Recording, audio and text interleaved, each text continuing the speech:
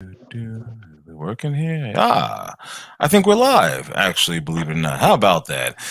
Welcome to In the Paint, ladies and gentlemen. My name is Rodney Jones. I'm your host slash moderator, and you're not going to be seeing my ugly mug for most of this broadcast because I am not physically prepared for that. So I know you want to see me, but no, you're just going to hear me, and that's really about it.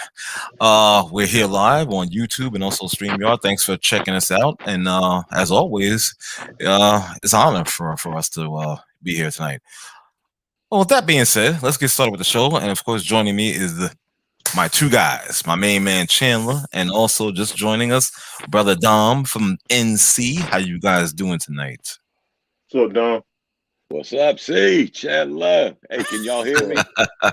Yes, we yeah, can. You sound All right. nice and clear, brother. Nice and clear. You know, I don't know if Max 611 is going to be joining us tonight because of he had taken the second shot and he might be a little under the weather. But he said if he feels well and up to it, he will join us later. And that's not a problem. Like I said, just relax, do what you need to do, get yourself back to full strength, brother. With that being said, let's get into some sports. Tonight we're gonna start off with Aaron Rodgers reportedly wanting to get out of Green Bay and not be the obviously the quarterback for the Packers this coming season. Now, I gotta tell you right off the bat, I was wondering what this was all about, and I could be wrong, but I'm just gonna share what I've heard that led to this. The draft pick of that guy, Love, the quarterback. So let me understand this correctly, because I've been thinking about this pretty much all day. And first of all, he comes off as a baby to me. I'm sorry, I got to keep it real. Um, let's face the fact that you're up there in age. You're performing magically. You understand? You're performing great. Don't get me wrong. Give me 1 second. I'm going to bring another gentleman in here. Good evening, David. We're just talking about Aaron Rodgers. I just started talking about that. So how are you, sir? I'm good. How are you? Happy birthday, brother. Hey, thank you very much. I appreciate that. I appreciate that, my dude. Really appreciate it. Thanks so much. But I was saying about Aaron Rodgers, this dude, he's coming off like a baby. Oh, somebody else is coming on. Oh, it's my main man right here. Brother Jay. Brother Jay. What's up, man? chilling. Going on. All right, all right. Just talking about the whole Aaron Rodgers deal with him running out of Green Bay. I was saying that the thing is, he's coming off as a baby. I'm sorry, you're a grown ass man, and you've had a hell. I'm just keeping it real. He's had a hell of a career, You just won your third NFL MVP award, and you need to tell me that. And I understand because I'm about to make maybe a comparison to Tom Brady. You know what I mean? And as far as him wanting to keep playing and keep playing, but at some point you got to be realistic. You're not going to be operating at that optimum level that you've been doing for years. And God forbid that this team does the due diligence and actually gets a halfway decent quarterback out the draft to become your successor. You have a problem with that? Is that's the reason why you want to leave? That's the reason why you don't want to come back? Well, then I think he should retire. Retire. Don't trade him. Retire. Because I'm sorry. To me, you're coming off as a spoiled brat. Maybe you should full-time host Jeopardy. You know what I'm saying? And go and get into that lane. Because what you're doing is just essentially crying. And over nothing. You're not even nothing. You're not 29. You're not 29. Well, okay, here we go. Let's go debate back. Let's go. Let's debate. Here's the thing, right? How long you been working where you working? Double-digit years. Okay. All right. You've been working it long enough so that there's a certain amount of respect that you've earned, right? Yeah. So that there's certain things that there's a certain level of treatment that you've earned the right to expect. Period. End of story. Okay. There is. I don't care what industry you're in. Okay, when you've been with the same place, same thing, whatever, certain amount of time, there is a certain level of respect, accommodation, whatever word you want to use, that you have earned. Okay, be it monetary, be it in deportment, be it in conduct, be it in how they speak to you, whatever it is. Okay, now what's been happening in Green Bay for the longest time is basically what they've told Aaron Rodgers to do is shut up and just go play quarterback. Now he's watched the game evolve from players just shut up and play to Hmm. you now are we kind of partners here, all right? You're running my you're the face of my franchise, so Hmm. there's a certain level of accommodation I'm going to give you. Okay, Green Bay has not done that. This wasn't about Jordan Love. Jordan Love, I think, was the straw. Okay. Okay, there's been instances where he maybe has asked, "Hey, listen, this guy right here, he's good. He should stay. Let's keep him." They've Hmm. gotten rid of a guy. There's been instances where he said, "Hey, let's grab this guy because this guy can help us," and they've been Hmm. like, "Yo, go shut up, and go over there." Now, he's the reason. Let's be honest. Green Bay, nobody would give a damn about Green Bay without Aaron Rodgers. Let's be honest. Nobody would give For a damn sure. about their franchise For without sure. Aaron Rodgers. Because before Brett Favre, it was Don Majkowski, and before him, tell me the quarterback for Don Majkowski. I'll wait. Okay. Well, that wasn't my team back then. I wasn't following them like No, that. but my point It is, was Green Bay wasn't went it from Bart Bart Starr? Starr. They went from Bart What's- Starr to basically nothing, right. right? Then it was Brett Favre, and then suddenly Brett Favre brought him back on the map. Him and Reggie White. It's not Reggie White. Reggie went there. Okay, Mhm. that What made was that? Hmm. Hello, Chandler. You guys can hear me? Yeah, we hear you. I think he's Okay. having some connection issues. Yeah. Yeah. Yeah. Well, I can while hear he's you, Ar. he's let me just Okay. jump in everybody this. keeps Oh, go putting ahead, this on the Chandler. Jordan Love thing. You're back. Oh, he's back. Oh, he's back. The Okay. simple- Good. The simple point is, yeah, they could have gave him a phone call. It's not about them drafting Jordan Love. Everybody knows that they're going to draft your successor. You could have gave him a phone call so he wasn't blindsided. Enough respect to say, and now let's go to this past season. Matt LaFleur's statement was, it never occurred to me Mhm. to discuss with the quarterback of my franchise that I'm not going to get that we're not gonna go 4 downs here. It never occurred to me to tell him, hey, we only going 3 downs, bro. Dude, Joe Burrow gets that accommodation in Cincinnati. He been there 5 minutes. Sam Darnold got that damn accommodation and he was trash. Okay? If I'm Aaron Rodgers and you don't think enough of me to say to me, dude, I'm only giving you 3 downs. I'm taking the ball out of your hands, even though Tom Brady's on the other sideline. All right? And I'm not going to give you the ball back, so you better make this play work. Then that tells me what you think of me, and that tells me how little you value me. So you know what? Listen, time for me to, if you value me that little, it's time for me to go. No hard feelings. Mm, I don't want to work here anymore. It's not that deep. I hear you. Go Go ahead, Dave. I'm gonna let you do your thing. Go ahead. See, yeah. First Can of I- all, Wait a minute. Sam Donald. What happened? Can I say one thing, Dave? Go ahead, Dom. Good. Go ahead. I didn't know you had hair. Ah, yeah, I'm hatless today. I'm sorry, Yeah. Dave. That's good, all that's right. good. That's all right. Yeah. Yeah. To Chandler's point, you know, they gave lesser quarterbacks more respect. I mean, Sam Darnold, they told him we're going to run the same play twice, even though it's a bad play. But they let him know. But the to your point, I'm not really following like this. The way that you're telling the story is different than what I'm hearing. So he doesn't come off to me as a baby the way I heard the story. And from my understanding of it is that Chandler used the example of your job and the respect given. And I'm going to take it one step further. You have a job to do and you're provided with certain things to do your job by your employer. And I feel in the case of Rodgers, from my understanding, is that the tools that he needs to do his job effectively, he's not given, even though he's been asking for it.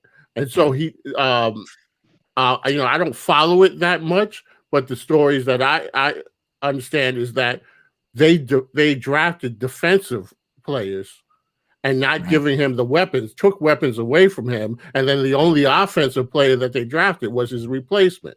It wasn't about the fact that they drafted another quarterback. I think he understands the business of it, but it's that if I'm the centerpiece of your offense and I'm asking you for help, and then you keep giving me defensive players, and I keep asking for help, and then you finally give me an offensive player, and it's the guy to replace me, I'm going to feel a certain type of way. And so I don't view it as him being a baby. I view it as him saying that if they don't give a damn about me, then I'm done, and I'm gonna move on.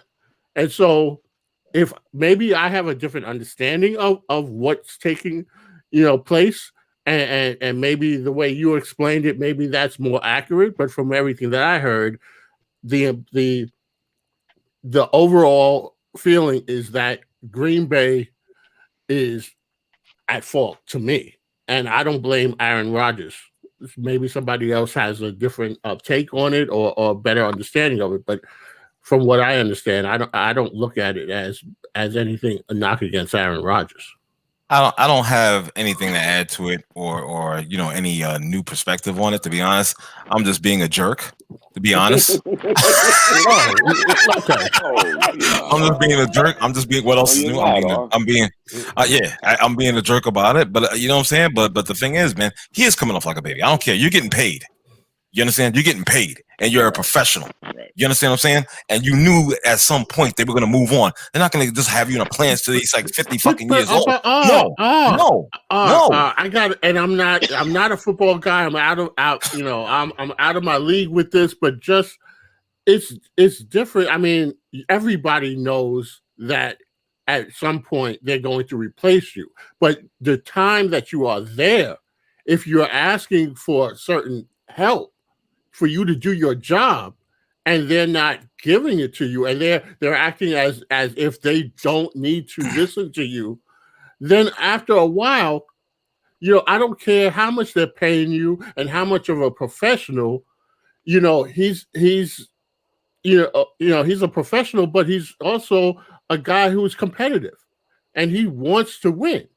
And if you're limiting his ability to win, then he's going to have a problem with it. Just like you're a professional at your job, I'm a professional at my job. And if I'm asking for things from my employer to help me do my job that they can provide for me, and they tell me, we'll think about that, and they keep putting me off about it, after a while, I'm going to have an issue with that. And I'm going to say, maybe they don't respect me.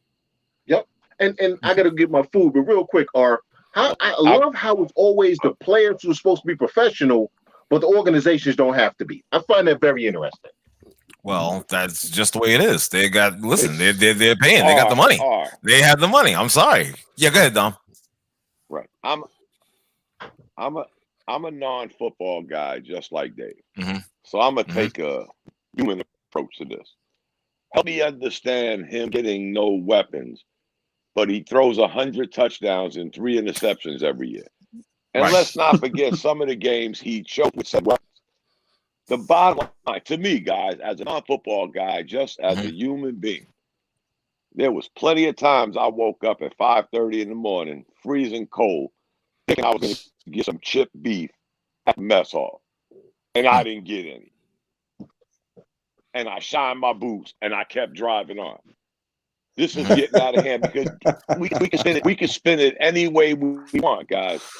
This started when they drafted that quarterback. You could talk about the weapons. He won the MVP. He won the MVP with no weapons. 3 times. 3 times. It all started when they drafted this guy. But that's not true, Dom. That's not true. They've been talking about Aaron Rodgers being unhappy in Green Bay for about 5 years. That's true. Okay, 5 years. How many MVPs did he win in those 5 years? Two. He won two before this past one, and he was won still two. unhappy with the Two way the NFC. organization was treating him. Right. Well, Yeah. this is the problem in that Unhappy. playoff You game can be too. successful. Unhappy. The You playoff can game be showed it. successful and not enjoy where you work at, bro. Right. I don't know. Because that's a testament to him being a professional, that in spite of the fact that he was unhappy, he still went out and did his job. And Dom, I know, I understand about the military, but it's different. I mean, Aaron Rodgers has options. I mean, you what were you going to do? Go to the Commander? That brings me to this, Dave. You said he had options, just like I have options, just like you have options to say, I don't want to work here no more. Exactly. He just signed a contract not long ago. No. So why did he sign a contract not long ago? That's wrong. Okay, first of all, exactly. You're not supposed to take the money. Yes, you take the money, but that extension was a couple of years ago. His contract base, there's no more guaranteed money. Remember this. And the NFL's about the guaranteed money. There's no more guaranteed money, which means that in reality, although it would be a huge cap hit for them, they could walk in there today and be like, Aaron, you're done. You're cut. Okay? There's no more guaranteed money. So that extension he signed a year and a half ago, that's already done because it's only about the guaranteed money, which protects the franchises. Secondly, dude, I was in the service just like you. You've been stationed places you didn't particularly care for, but you did it anyway. All right. And you gave it your best because that was a personal thing. You've also been stationed with dudes who hated where they were stationed and they were shitbags. They were shitbirds. You know it and I know it. So miss me with that one. All right. But the bottom line is he was a professional.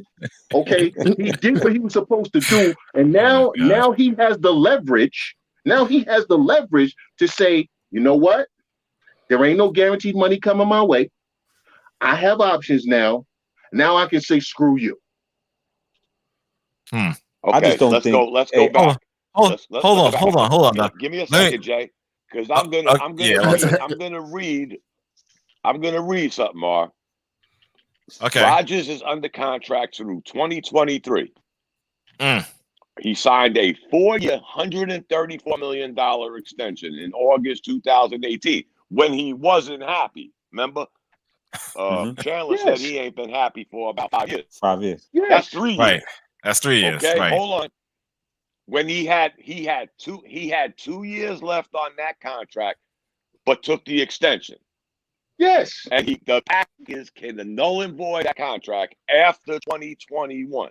So after this year, he could bounce, they could do whatever they want. But they owe him up until 2021.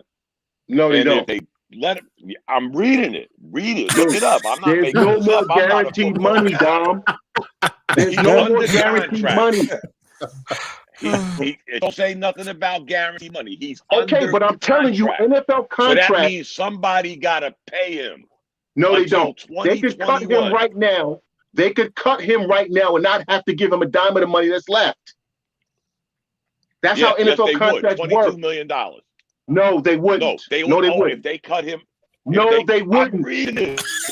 You have to pay him $22 million. No, they wouldn't. That would be a salary cap hit. That would be a salary cap hit. That is not what they would owe him. Oh my God. Time out. Oh, this is good. I love it. What are we, 20 minutes in? Yeah, a little under. Actually, Go ahead, Jay. let me give Jay a chance to talk, man. Yeah, no, go ahead. my thing is this: like, why was this a surprise to anybody? You know what I'm saying? This was coming, especially like I said, it was probably coming before this, but during that playoff game, after in the post game conference. The coach is blaming him. He's blaming the coach. That right there just showed there was a disconnect somewhere, and there was definitely they weren't happy. Okay. So what's the big deal? If he asked out, whatever. I don't really care personally.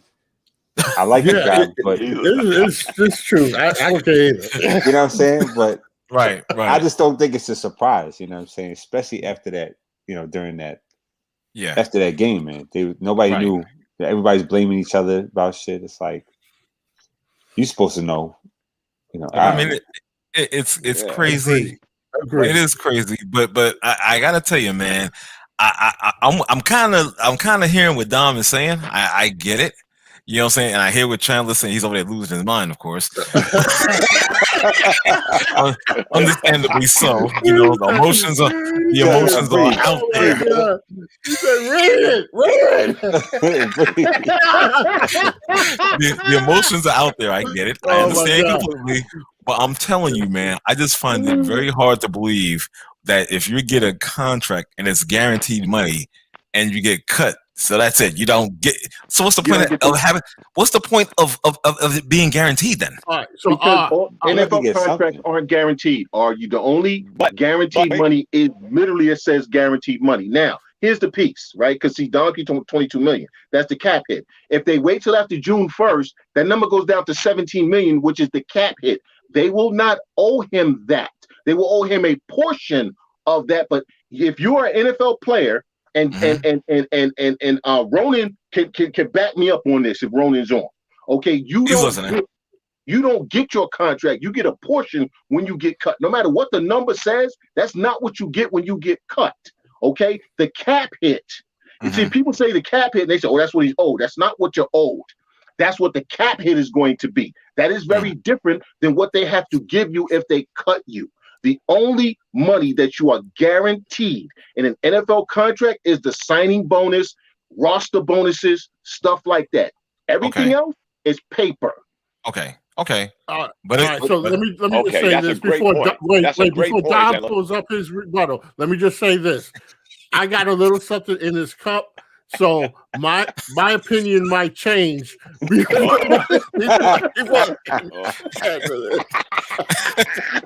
Wow. Okay. I hear you. Go ahead, Dom. But here's the thing. Here's the thing, guys. I'm gonna defend my boy Chandler. So now if he bounces before his contract's up, does his bonus get what's that word I'm looking for? Prorated? You signed a $10 million bonus. They can take it back. You got the bonus, right? No, they can take it back. They can actually, like, if he were to hold out right now, they can go after his signing bonus and make him give it back. Jeez, do they have a union? What the who agreed to this? What happened? The players union got the worst. They got the worst. The worst rights. The worst rights out of all. Exactly. Wait a minute, guys. Wait a minute. I'm reading again. $79.2 million guaranteed at signing bonus. So the bonus is there. You go. Guaranteed. Okay. You can't take that back unless there's some super duper other NFL crazy clause. Right. The $79.2 million guaranteed signing bonus. That's it. The NFL can backdoor a guaranteed contract bonus. That's something new to me. Then again, nothing would be new to me. Wait, the signing bonus, does he have it already? $79.2 million and didn't uphold his contract. Yeah, I don't think you get that up front. I don't think you get the entire $79 million. Okay. No, the signing bonus. Yeah. The signing bonus is the check you get when you sign. What they do though is, in order to lower the salary cap hit, they prorate it over the length of the contract. They break it up. You get a check. But you get a check for $79 million. But that's all the money you getting if they cut you. They say don't cash it. Don't cash it until Tuesday. But wait, let me check. Wait, let me backtrack. Let me backtrack a little bit. Yeah, let me backtrack a little bit. And this is something I think that Dom was saying earlier. Again, you're so miserable. You're so unhappy. Blah, blah, blah. Wah. But yet you sign a fucking contract to stay. All right. I don't give a shit. So you know what? An extension. Jeez. You know what? Fuck Aaron Rodgers. Let's go. Thank you. There you go. Whatever's in that cup is really getting him right now. Whatever is in that cup has got David. That's for sure. Got a hold on him. That's for sure. And now, as I say that, Dom takes a swig as well. Yeah. Oh, geez. You guys are hilarious, man. You guys are hilarious. I tell you, I love this show. I love you guys. You guys are the best. He's got a total guarantee from that extension of $98,700,000. Thank you. You know, and he's really, I forgot, he's hurting for money. Get the fuck out of here. Are you kidding me? Right. Come on, stop. All right, ring the bell. What's next? Yeah, that's it. We're gonna tap out of this. What's next is this. I don't want hers. What's next is this. We're gonna have. I'm sorry, Dom. I know we're gonna get to the other stuff in a minute. I know you're not a football head, and neither is David like that. I understand completely, but we're gonna get through this. I want to get the results of the recent NFL draft of 2021. Some of the winners include. Listen, I have to say, the local teams, New York, the Jets and the Giants, they did pretty well in their own way. They did all right. They did pretty well. Right. Except for one thing, and Chandler and I was talking about this before. With the Jets, they just made the wrong decision with that number 2 pick. They really screwed the pooch on that one. You know what I'm saying? And it's ridiculous. Yeah, because that makes no sense whatsoever. You got a guy Wilson that was at BYU, cupcake division, cupcake competition. Gee, and what a coincidence! His best year came against this competition. Wow, what a surprise! Oh yeah, he's the greatest thing since sliced bread. No, he's gonna wind up being. You know, who he reminds me of. It just hit me. It just hit me. You know what he's gonna remind me of, and you guys of as well. Ryan Leaf, another former overall number 2. Wow. No. Ryan, maybe. Yeah, No. Ryan Leaf. No. Maybe. It just hit me. It just hit me. Yeah, he wasn't voted a team captain, and I don't care how they try to spin this. Yeah. Okay. First it was he was young. Then it was we only make captains of guys that have been on the Mormon missions because BYU, Utah, those schools, they go on Mormon missions. When they come back because they're older, more experienced in life, so on and so forth, they're usually made captains. But the quarterback is always a team captain. Yep. Always. Yeah. All right. You can have 75 captains. Quarterback is one of them. I don't care how many Mormon mission guys you got. Quarterback's captain. They didn't make him a captain. All right. That says something. And he only had one good season in one of the least defense. Let me see. In one of the leagues that plays the least defense outside of the Big 12 that you could find. Okay. The only way you can find less defense is to go to the park and play by yourself. All right. So this is the guy they drafted, and now you're trying to tell me, and now you got articles in the Post in the news. Well, we got to see how he's going to handle duress because he never really had a bunch of people in his face. He was only sacked a couple of times. He had really clean pockets. He didn't have people around his knees.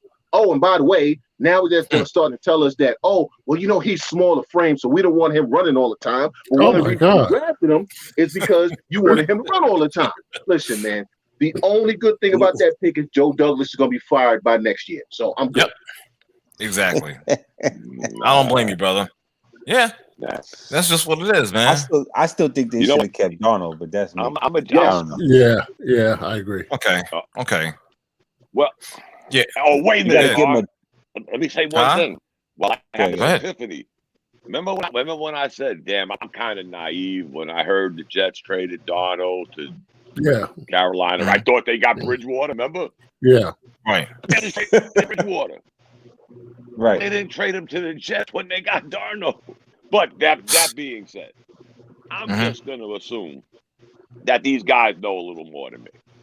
That's all. Because again, I'm not a Jets fan. But hey, you can assume, but it hasn't shown. They got offensive line. No evidence. But we will find out because you know what? We've heard these stories a million times about these quarterbacks. Not that long ago with the kid that played for the Redskins. He was going to be a stud. He couldn't get out his way. We hear this all the time. Excuse me, sir. The Washington football team. None of them are right. The Washington football. Do they have a name yet? What the hell? No, they don't. No, they do not. They don't have a name. You're going to go back. No. We've had presidential change, insurrections, and they still can't get a damn name over it. What's going on? I mean, everything's happening in D.C. except naming the football team. How about that? Huh? Believe it. I mean, It's freaking and crazy, man. let me just say, it must Yeah. really suck to be Ryan Leaf. That the only time that your name is ever mentioned is to compare you to somebody who sucks worse than you. That's right. Yeah. And what's terrible though is he turned himself into a decent human being. You know, he does a lot of work with people in substance abuse field and recovery. Yeah. I mean, Okay. he's turned into a good man. Well, Right. I'm glad he Versus found the his young calling. versus young punk that he was. Yeah. But It's you're not right the though, quarterback. Dave. The only time you mention his name is when you were talking about terrible somebody. Yep, that's true. I mean, that's when the you same. know you suck. Yeah. I'm telling He you. reminds me of. No, the Jets definitely screwed that pickup. Yeah. I mean, I don't Yeah. know. That's like taking Daniel Jones and excuse me. Ooh. Ouch. Too, That was a shot fired. too soon. Ouch. Too soon. Ouch. Yeah. You know, but they did screw it up because listen, and I know Darnold wasn't really, lighting the world on fire. I get that. You know, he showed some glimpses here and there. Yeah, And Chandler potential, likes say, he's not really a winner because he doesn't drive your team. You know, that he can't win a game on his own by himself. He just can't do it, and that's true. I'm not going to deny that. But at the same time, I would have rathered them. They didn't do right by this guy. Let's keep it. Gotta give They- him, you gotta give him opportunity. They could have kept Darnold, traded that pick, got more picks, got more Right. draft capital, Right. built There the you go. team up. And if And you more truly believe, like Right. let's say I'm wrong, right? Darnold turns out to be the great thing to slice bread. Mhm. You could have had that, right? You Right. could have built the team up around him. Now we all know that Joe Douglas sabotaged Adam Gase. Okay. Right. He gave Adam Gase boo-boo to work with. All right? Mhm. And now Adam Gase was also a terrible head coach. Yes, he But was. here's what bothers me about Darnold. If you look at the 2 seasons he was in New York, or 3 seasons, 2 or 3 seasons. Mhm. Now, Adam Gase, terrible head coach. But towards the end of the season, when nothing was on the line, Sam Darnold looked like a world beater. It was the Yep. same coach. It was Mhm. the same terrible players around him, Mm-hmm. right? The only difference was there was nothing on the line. Right. Mhm. So that's my problem with Sam Darnold. It's been my problem with him since college. Maybe it'll be different in Carolina with a different head coach and da-da-da-da-da-da. But if Mhm. a smart general manager would have kept Darnold one more season, gathered more draft capital, I got a new head coach. I have so many holes to fill. I need offensive linemen. I need linebackers. I need safeties. I need cornerbacks. Mhm. I need running backs. I need wide receivers. I need Mhm. special teams guys. I need a hot dog vendor. I need somebody to take the tickets. Yes, I need a parking lot attendant. Right? Yeah. Right. Well, let me just say this about Darnold. I agree. I'm- I agree. I Tim. mean, yeah, and I agree with that too. You know, we talked about this before. One thing though, Darnold never whined like a No, he baby, didn't. like No. Rodgers did. So Right. Yeah. Thank you. Exactly.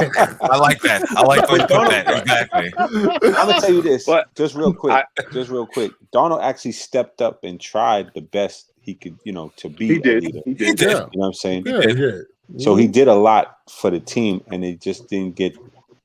I feel like they screwed him. But Yeah. if the Jets would have Uh, got something for him, Darnold, I don't mean to cut you off, Jay. If they would have got No, something you're for right. Darnold, let's say a Bridgewater, and then you draft this guy, you must have a lot of faith in this guy because remember what we said last week. Now the Jets don't have no quarterback. That was before the Right. draft. So Right. they Right. draft a quarterback. So I'm assuming Mhm. he's going to be a starting quarterback. That's a lot Where's the on a veteran? young man. He is, yeah. Even Where's Danny the veteran, Dimes John? didn't come in starting. Yeah, That's where's the gonna be- veteran, That's John? what I said. That's Yeah. gonna be a mistake. But this is the Jets, so Yeah. That's gonna be a and mistake. I'm a Jets fan, but But how many times did the Jets draft a quarterback, up Hmm. there, like, the top at their Ma- first pick? And Well, what happened many to them? times. Many Yeah. times. Many. You know, They Many. gambled times. We so can go many back to times Pat and lost. Ryan. We can go back to the draft where they passed over Dan Marino for Pat Ryan. Word. Okay. geez. I mean, Oh. Gosh. come on, son. All right. And then you had Matt Robinson, who was better than Pat Ryan. So you Didn't they get? listen, man. No, didn't they get? Mm-hmm. Yep. Didn't they get O'Brien that year? Yeah, they Ken picked O'Brien. O'Brien. They picked Ken O'Brien. Yeah. Yeah, Ken O'Brien. Ken O'Brien. I'm sorry. No problem. Yeah, Ken O'Brien. Yeah. Ken O'Brien. Mhm. and the thing though is what Dom said. Okay, you want to draft this kid. Where's the veteran who's going to teach him how to be a pro? Where's the veteran quarterback? Exactly. Right. Joe Flacco. No, Flacco's not with the Jets. He's not with the Jets. He ain't on the Jets He's not? no more. Yeah. No. Oh, for real? No, he had a Yeah, one. I don't think Oh, they that's- have a quarterback. I think Oh, that's gonna be a he's mistake. somewhere else trying to destroy somebody else's locker room. Talking about, I'm not here to be a mentor. I'm here to try to win the job. Oh my gosh. Right. Oh, that's a mistake right there. If they don't have I any just veteran can't They don't have- leadership, I can't Do they get have they don't any have other water quarterback? yeah, if they don't have a veteran quarterback on that roster on that depth chart, there's gonna be a problem. It's gonna Do be they a have- I don't believe they huge do. problem. Do they have Wow. any They depth chart? They They have a depth they have chart a with team. one person. No, I'm playing. Yeah, do one they have a person, team? exactly. Yeah. Think Horrible, how, man. think of how the Panthers hoodwinked the Jets. They got Oh, Donald man. for some late picks, Yeah. right? Yeah. Yep. They didn't give up Bridgewater to the Jets. They just took the Jets late picks. That's Then they that's trade ridiculous. Bridgewater and get more picks. Yep. Right. Yeah. Mhm. That's fascinating, ain't it? Right. So I don't know. Again, I don't keep up with football that much, but I'm Mhm. pretty Dom sure always there's some says that, but veteran then he quarterback. always got all this. He always knows Well, this I'm shit, just right? saying, Yeah. Hell There's yeah. gotta be- Not a there's football gotta be guy, some but quarterback. Yeah, but yeah. Yeah. Yeah, there's I gonna can tell be some you. quarterback out You know. there. Exactly. There'll be some Oh, they got quarterback James out there Morgan. with no Who's James home. Morgan? And With James Morgan. That's what it says here on the Who? James Morgan. Wow. Yeah. Wow. They Okay. just it's not like an they actor. just I haven't make heard. they I just haven't making heard up his name in names. like now. 4 years. I ain't heard. Oh, his he's name Never in 4 heard years. his name. Hey, Florida International. So he's a real person. He's Yes, yeah. yeah, that's what I said. Okay. James Morgan, Florida International, right? He was quarterback. Yep. I Wow. ain't heard his name in 4 years, bruh. Yeah. Damn, Chandler. All right. That's who their quarterback is. Jesus. Good I thing watched a you're lot of college here. football. No I watch a lot of wonder. college football. Hey, listen to this. Other than Yeah. Zach Wilson, the only other quarterback on the roster is James Morgan. Wow. That's ridiculous. Wow. That's Well, ridiculous. all right. Yeah. Well, Yeah. Oh, wait, this There's is gotta White. be somebody Mike out there White. that'll. Sorry, Mike White. Uh, Another. all I know is That's Zach the- Wilson better. He better light it up. I He grew better up light it up. he Yo, better. You better. Bruh. Otherwise, they could bring back Christian Hackenberg. They Oh got my God. they got one guy with 3 years experience from Western Kentucky, and another guy with 2 years experience from Florida International. And then they got Ooh. Zach Wow. Wilson from BYU. Wait, when you say experience, Yeah, break that down. He means in the league. right? I mean, in the league, but no games. Right. right? Okay, so they played just as much as I have. Exactly. Right. Yeah, I'm Jesus. experienced. Where's my signing bonus? I'm saying, bruh. That's They give you ridiculous. $20. Yeah, right. Here between that, I can hold the football. Yo. Mhm. Hey, But you know can what, I- R? yeah, what's up, brother? The Giants, listen, I hate to give Gettleman any credit. You I know was that. just about to touch on this. I can't- was about to touch on this, but can't go stand ahead. that Massachusetts-born POS. I Right. hate everybody Oh. from Massachusetts. I hate Boston. I hate the whole city. I hate the whole state. Sound like Max 611. Sound like Yeah, Max I know. 611. He sounds Mac like you is going here. up to the Kansas City. He is here tonight. Yeah. Exactly. But I think they had a pretty good draft, honestly. They did. At this point now, Daniel Jones, bruh, it's all on you. You got no excuses left. That's what I'm Yeah. saying. But that's what I said Yeah. before. I said this is his year. If he doesn't do anything, they got to ship Right. him out. Yep. Yeah. So, because they did that to Darnell too. So Yeah, it's the right. same thing. Mm-hmm. Got to get rid of him. But Yep. I don't have tell you, faith in him. But whatever. We'll they see. they had a very good draft. You know what I'm saying? And They did. just like They did. Chandler said, it's the fact that you don't want to give this guy too much props, but he did his thing. Well, Yeah. let me take He a did. let me just add something else to that. The fact that I don't think it was just him; it was his team. Maybe Hey, Judge, the I think people the coach around has something him. to do with it. Oh, he's got a voice. Yeah, I think He's got a huge voice. yeah. He's got a huge voice in that in the say so's over there. You know what I'm saying? He really does. And this is Yeah. after one season. Yeah. You understand? And he's a guy that came from that Belichick system. So Yeah. you know, so there's some type of a strong winning pedigree that's Mhm. you know he's learned from. You understand? And I think he's a power player in that organization. You Yeah, wouldn't he is. think so, but he is a power. Yeah, Yeah. he's Oh, a it's power true. player. It's true. You know. I agree. Mhm. Hell yeah. Yeah. So What's funny is he's one of the few Belichick disciples that hasn't tried to be like Belichick. right. It's funny how that works, and he's being successful. Brian Flores is the only other out of all the Belichick assistants, whatever, right? Mike Vrabel doesn't count because Mike Vrabel never coached for Bill Belichick. The two most successful so far have been Brian Flores and Joe Judge. Right. How about that? Okay, how about that? And Joe Judge was like, what, the special teams? I was going to say, right, coach? right. Assistant. He was like the assistant special teams guy. He wasn't even That's what I'm saying. I'm like, what the hell was that? I'm like, who? What? And look at him. He just set the net up and shit. Yeah, but look at him though. You know what I'm saying? Yeah. Look at him. Yeah. He's doing his thing. No, he is definitely. You know, what is that? I keep hearing that. You gotta give him his respect. You gotta give him his respect because you know. Yeah. He did what he needed. Like people really underestimated him. You know what I'm saying? Yeah. I for one did. I didn't give him the benefit of the doubt. No, he's Tom Thibodeau. He's Tom Thibodeau on the football field because he's no nonsense, and his team will play hard or you won't be on the field. Right. And that's just what it comes down to, for sure. Yeah. You know. Any other thoughts on the draft besides our local teams? Some winners, some losers, real quick. The Lions lost as usual. The Niners lost. I think the Jaguars, I think, did okay. Yeah, but it's Urban Meyer. We'll see. So, we'll see. You know, we'll see what Urban Meyer with his dumbass does. But yeah, true. I hate the fact that Justin Fields went to Chicago because Matt Nagy's a clown and Ryan Place is a moron. The best thing that can happen to Justin Fields is he plays just well enough so that they can see that Matt Nagy's a terrible coach and they get fired. I wish he'd gone anywhere else, but he never should have fell that far. Let's be honest. He shouldn't have. That was ridiculous. You're right. Trey Lance, love. You guys know I've been on Trey Lance a minute. I love where he's at. For the record, Kyle Shanahan only has one winning season, but we ain't gonna get into that right now. But I like what's going on there. And the Mac Jones thing. I believe that Cam is going to be the starting quarterback this season.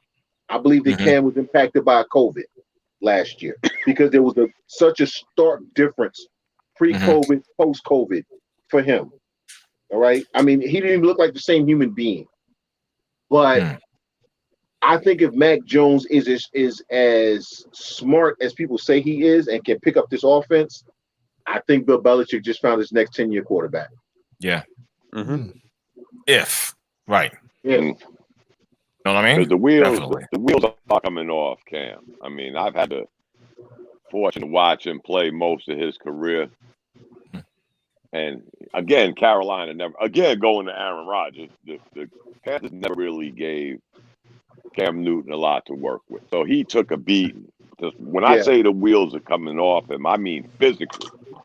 Yeah. Like that. Like that. Exactly. Yeah, just like that. Yo, what do you think about But, how about they did get it? Good, brother. Continue. I'm sorry. Good, Don. No, I was gonna say they did the right thing. They did the right thing by getting this quarterback. Yeah, Belichick. Yeah.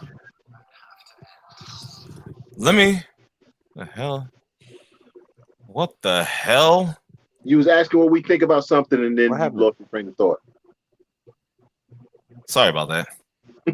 Something happened, man. What happened? You right? Yeah. I'm all right. I don't know what the hell's going on here with this damn Senior thing. It's moment. ridiculous. Hell?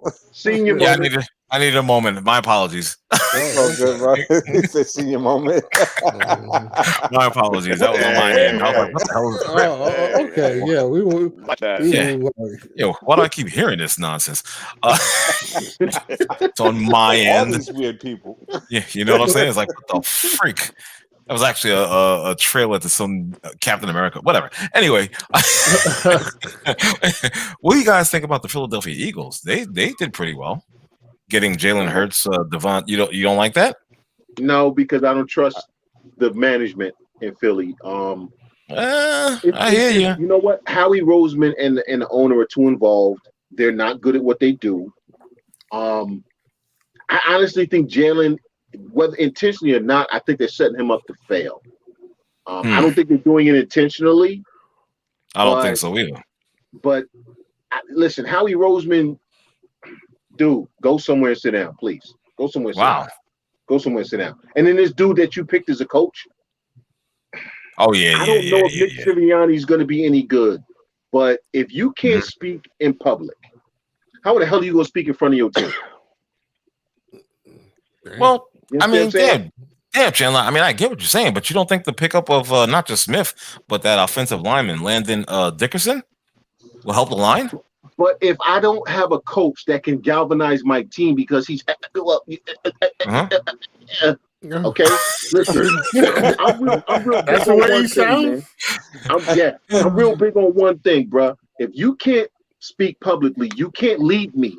Because when I need you to really stand there and be that dude and be like, listen, man, we can do this. All right. I know, look, I know what's going on out there. It doesn't matter what's going on out there because what we got here, this is better than that. And we're more important than that. And we can do this. If you can't give me that, I can't follow you.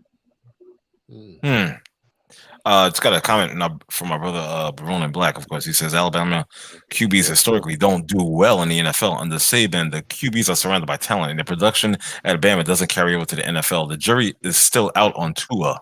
True story. True story. Indeed, bro. Okay. Yes, indeed. Thank you, Ronan, for that comment. Appreciate that. And I think we pretty much all agree with your comment as well. Definitely. So it's like SC quarterbacks. Well, let me see what else we got here. You were talking about the San Francisco 49ers. What about a couple of losers? Denver Broncos. Yes. They took cornerback Patrick Surtain II and also running back Javonte Williams in the second round. No. Yeah. Your quarterback stinks, and now you want to trade for Aaron Rodgers. You ain't got no players on your team. What you going to give Drew Lock? You going to give Drew Lock and Teddy Bridgewater to the 49ers? Hey, we got these two dudes right. Come on, man. That was exactly. They need to fire the coach. If Vic Fangio's 8,000 years old, all right, he's still trying to run a single wing. All right, come on, son.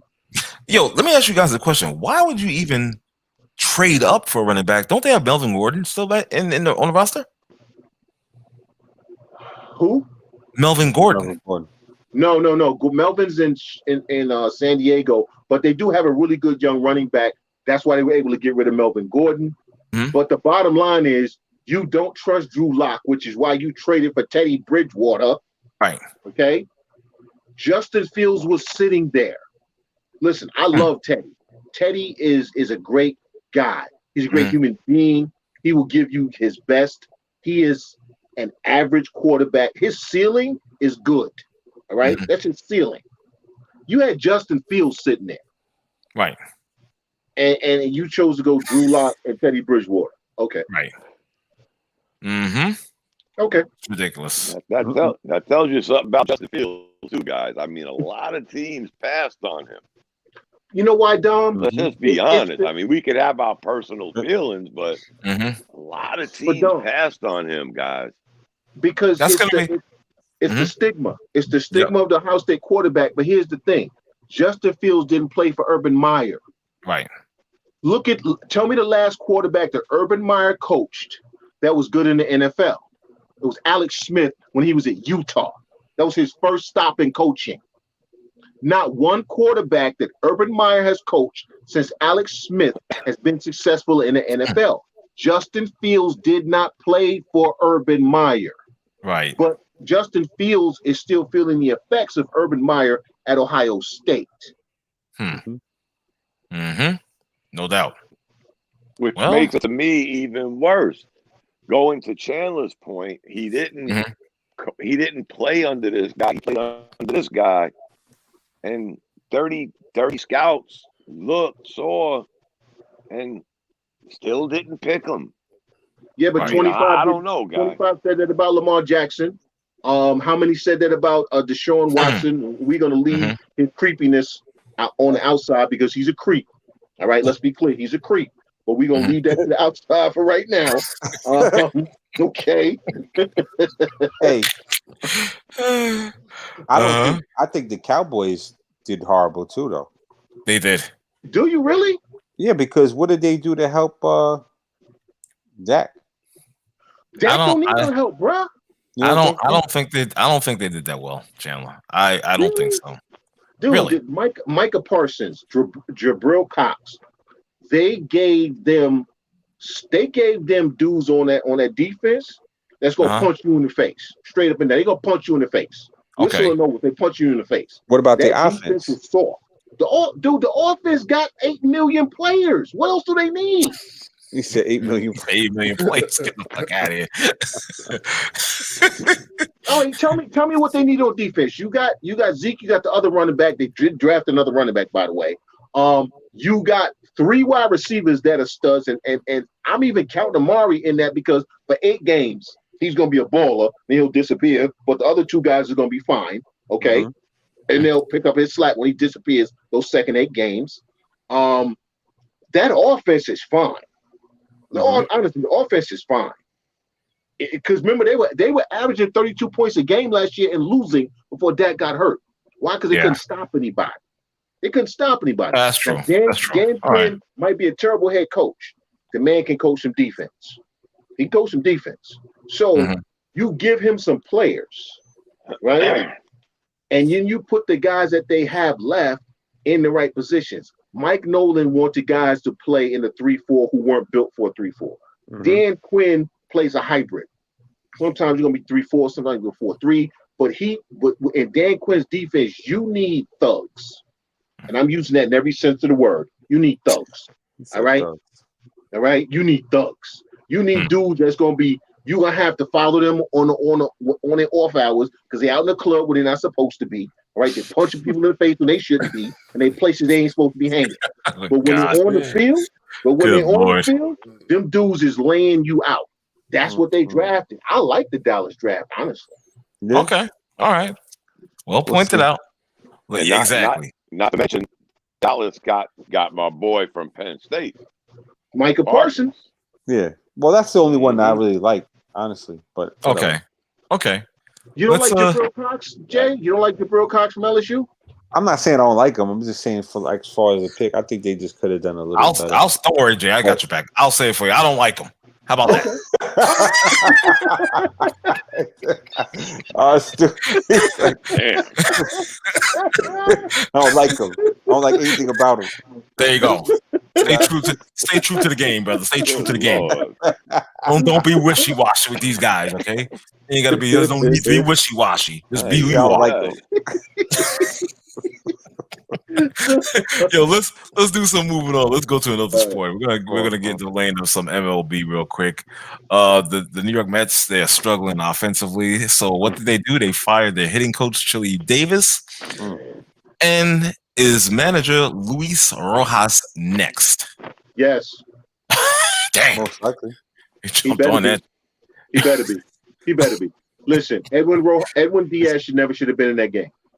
And then you tell me after the fact what his back was tightening up. First of all, Edwin Diaz on back-to-back days is not good. You should know that by now. All right? So it was a 4-run game. You did not need him. No, right? Absolutely not. Why did you put him in there? And then you left him in there when you saw he was uncomfortable, which told you something physically. Listen, Luis Rojas is a nice guy. I think he's a very good minor league manager. I think he's really good at helping to develop young players. But that's where he belongs. That's his ceiling. Yeah. Yes. I don't believe that he should be a major league manager. I'll go back to when his starting pitcher said we never should have been out there. Well, I don't have to check with my starting pitcher during the rain because it's raining. I'm sorry. Yeah, you do, because he's the one out on the mound, bruh. He's the one out there telling you the conditions ain't right. Okay? Now you got Joey Lucchesi. Joey Lucchesi is a 5th starter. You brought him in to be a 6th starter, but his starts have been sporadic, and every time you started him, he's been gone by the 3rd inning because he's a lefty, He actually needs steady work because when he gets too much rest, he can't locate. If you paid attention to when he was in San Diego, you would know this. But you haven't been paying attention. You're going off, well, they told me start Joey Lucchesi. Let me start. And listen, I get it. Managers don't get to manage these days. I get all of that. I think that Luis Rojas is in over his head. I really do. And I hate that because I think given time, I think he could be a good manager. Just not right now. No. I absolutely agree. Go ahead, Dave. Because I'm a Mets fan. For sure. And I told R and Mac earlier today, and I was being serious, that from time to time I've got to Google who the Met manager is. There's something about this guy, he just doesn't resonate with me. Right. So I forget who the manager is sometimes. And to take it a step further, I honestly couldn't pick him out in the lineup. Right. So I just this guy, he needs to be gone because he shouldn't have been there in the first place. And he came there by we all know the story of Beltran and all that other stuff. So they found this guy, propped him up there, and he's the manager. But to the point about Chili Davis, I just saw Pete Alonso made a statement because Alonso was very close to Davis. Okay. And credited Davis in the season before last, and then of course Davis opted out due to COVID last year and was working remotely, and Alonso felt the effect of that. So Alonso said that he said, first of all, he said he found out via Twitter. That's how he found out. Wow. Come on. Yeah. Come on. Yeah. And then he said, he had tears in his eyes, and he gave Davis and the other guy, Slater, hugs, and he said, it's not their fault. But this Mets team, I noticed something Friday night watching the game against the Phillies. The team is soft. Yes. They are absolutely soft. And if you watch the game, or if you know anything about what happened Friday night, the whole thing with that Phillies pitcher, I forget his name. Yeah, Alvarado. Right. And so you had the situation where he and Dom Smith have had a little back and forth from the Conforto incident at Citi Field in the series that they played there. And so he faced Dom Smith, bases loaded, struck him out for the final out of the inning, and Smith just walked away. And Alvarado was making the scene and all this histrionics and doing his hand like that, and they all, everybody came out of the bullpen and all, they mingled around on the field for a little while. But if you listen to the guys in the booth and Ron Darling, Rod and Keith were part of that 86 team that fought everybody. Right. And he said, without saying that they should have fought, he said they had their chance. They should have gotten Alvarado. That's right. He said that. And I knew what he meant. And he basically said that these guys gave him a pass. They let him walk. And I know Dom Smith said, afterwards, he could meet me in the tunnel and all that stuff. But what's going to happen is that this team is setting themselves up to get bullied. Because teams are going to continue to bully them, knowing that they're not going to fight back. And I'm not saying that you need to be out there fighting like the 86 Mets, but if guys challenge you, you've got to step up. And you got to let them know, or else they're going to continue to knock you on your ass, and they're going to continue to talk a whole lot of crap, and you're not good enough right now, to beat them on the field.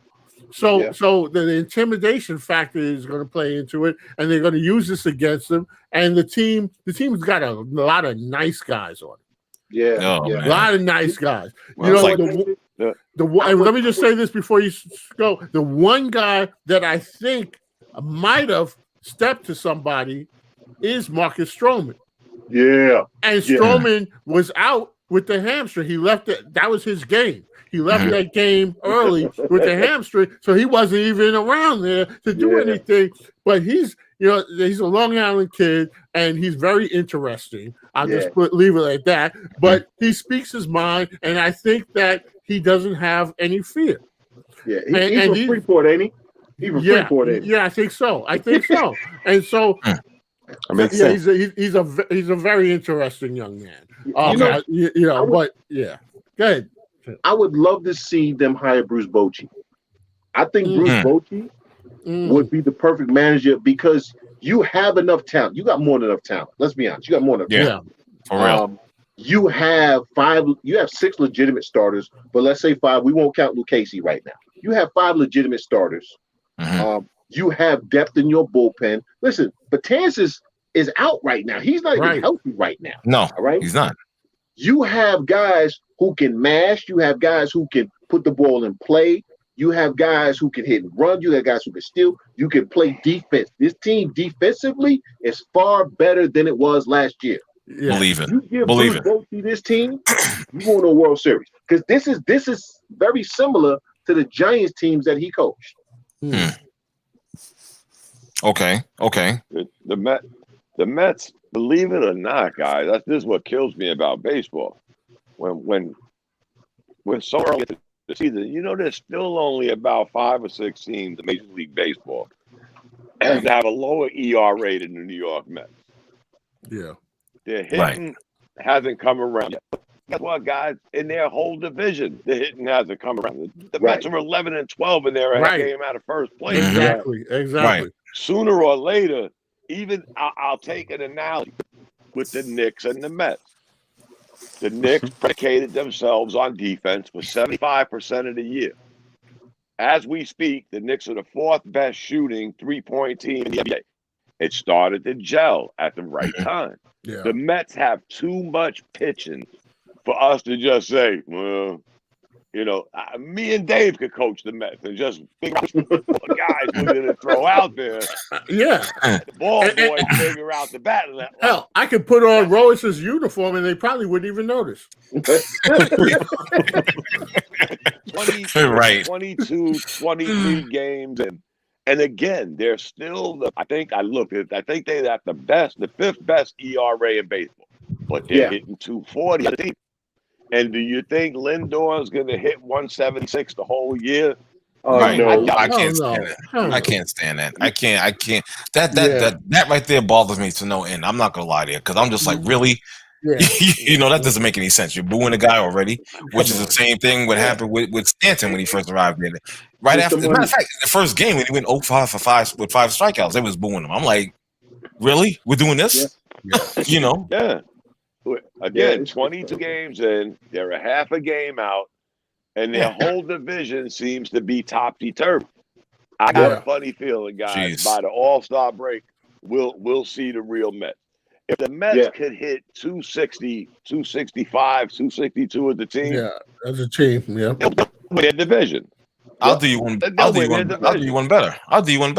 If the Mets can consistently put 4 or 5 runs on the scoreboard when DeGrom is pitching. He won 30 games.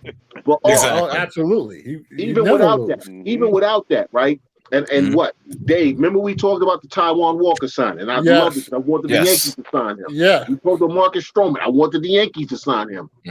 You got 2 guys who they got steel in their spine. Taiwan Walker has spent his entire career trying to get healthy. Right? This kid's arm is electric. He just never was healthy. Marcus Stroman, people can tell him, you too short. Dude, you too short. Right. Really? Dude, he's from Freeport. Anybody know anything about New York? He got a chip on his shoulder.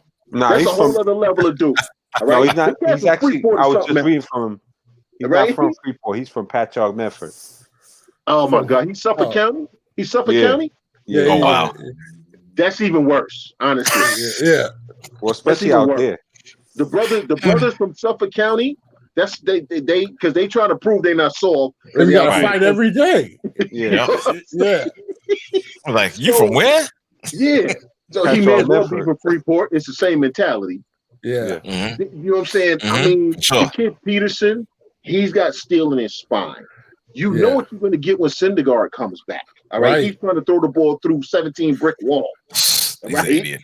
DeGrom, but DeGrom is at this point, and I will put him above Garrett Cole. He is the best pitcher on the planet right now. Right now. Yeah, Exactly. absolutely. Yes. Straight up and down. Yeah. Yeah. Make no mistake. Can I ask the baseball guys a question? Mhm. Is it just me, or are there more guys throwing triple digits? No, it's more. It's more. Okay, because it's like Yeah. every game now, you know, consistently these guys are 100, 101 and I don't know, did they change the radar guns or something? No, you know, that's crazy. did they It's switch them analytics, with the David. ones that they use to test you for COVID? Like because it's like everybody's. It's analytics. Believe it or not, this is analytics because they figured out a way to increase spin rate. If you increase spin rate, I literally can increase my velocity because I'm spinning the ball faster, the ball's moving quicker. Now, this is the I'm going to say unintended consequence of analytics. Yes. But what See you that, have now is everybody wants their guys throwing 100, but nobody can pitch. The Mets have guys who can throw hard and pitch. Right. That's the difference.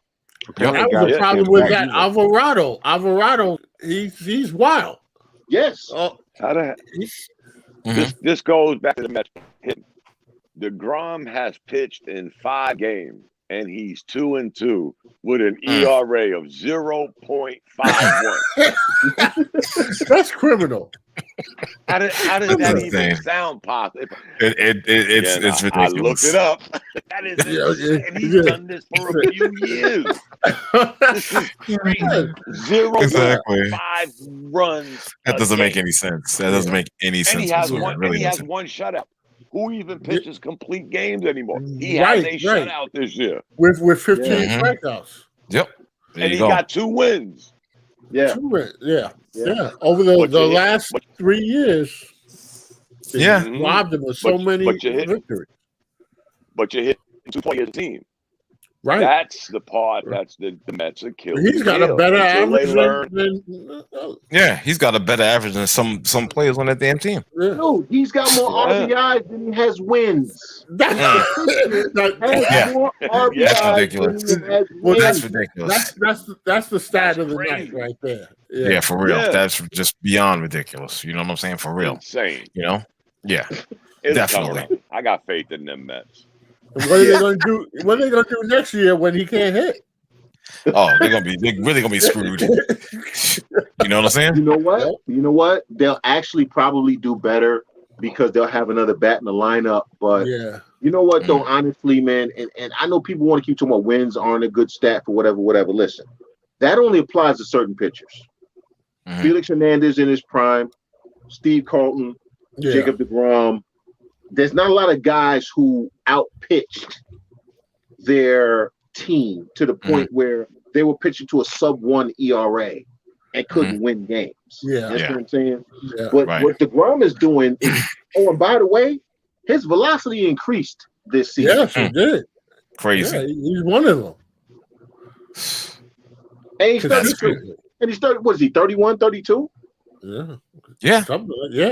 And his velocity went up, and he knows how to pitch. So I can see him, dude. Listen, for the next 5 seasons, I can see Jacob deGrom being, if not the best, top 2 pitcher in baseball. Easily. Not American League, not National League. Easily. Baseball. Period. Absolutely. I agree. Let's move on. I think he is now. I think he's the best pitcher in baseball now. Lane. And we segue into have you ever seen a guy with a 0.52 ERA. I don't give a damn if it was 2 games into the season. I never saw no shit like this. No. Exactly. Period. Well, And hold on. I'm a baseball guy.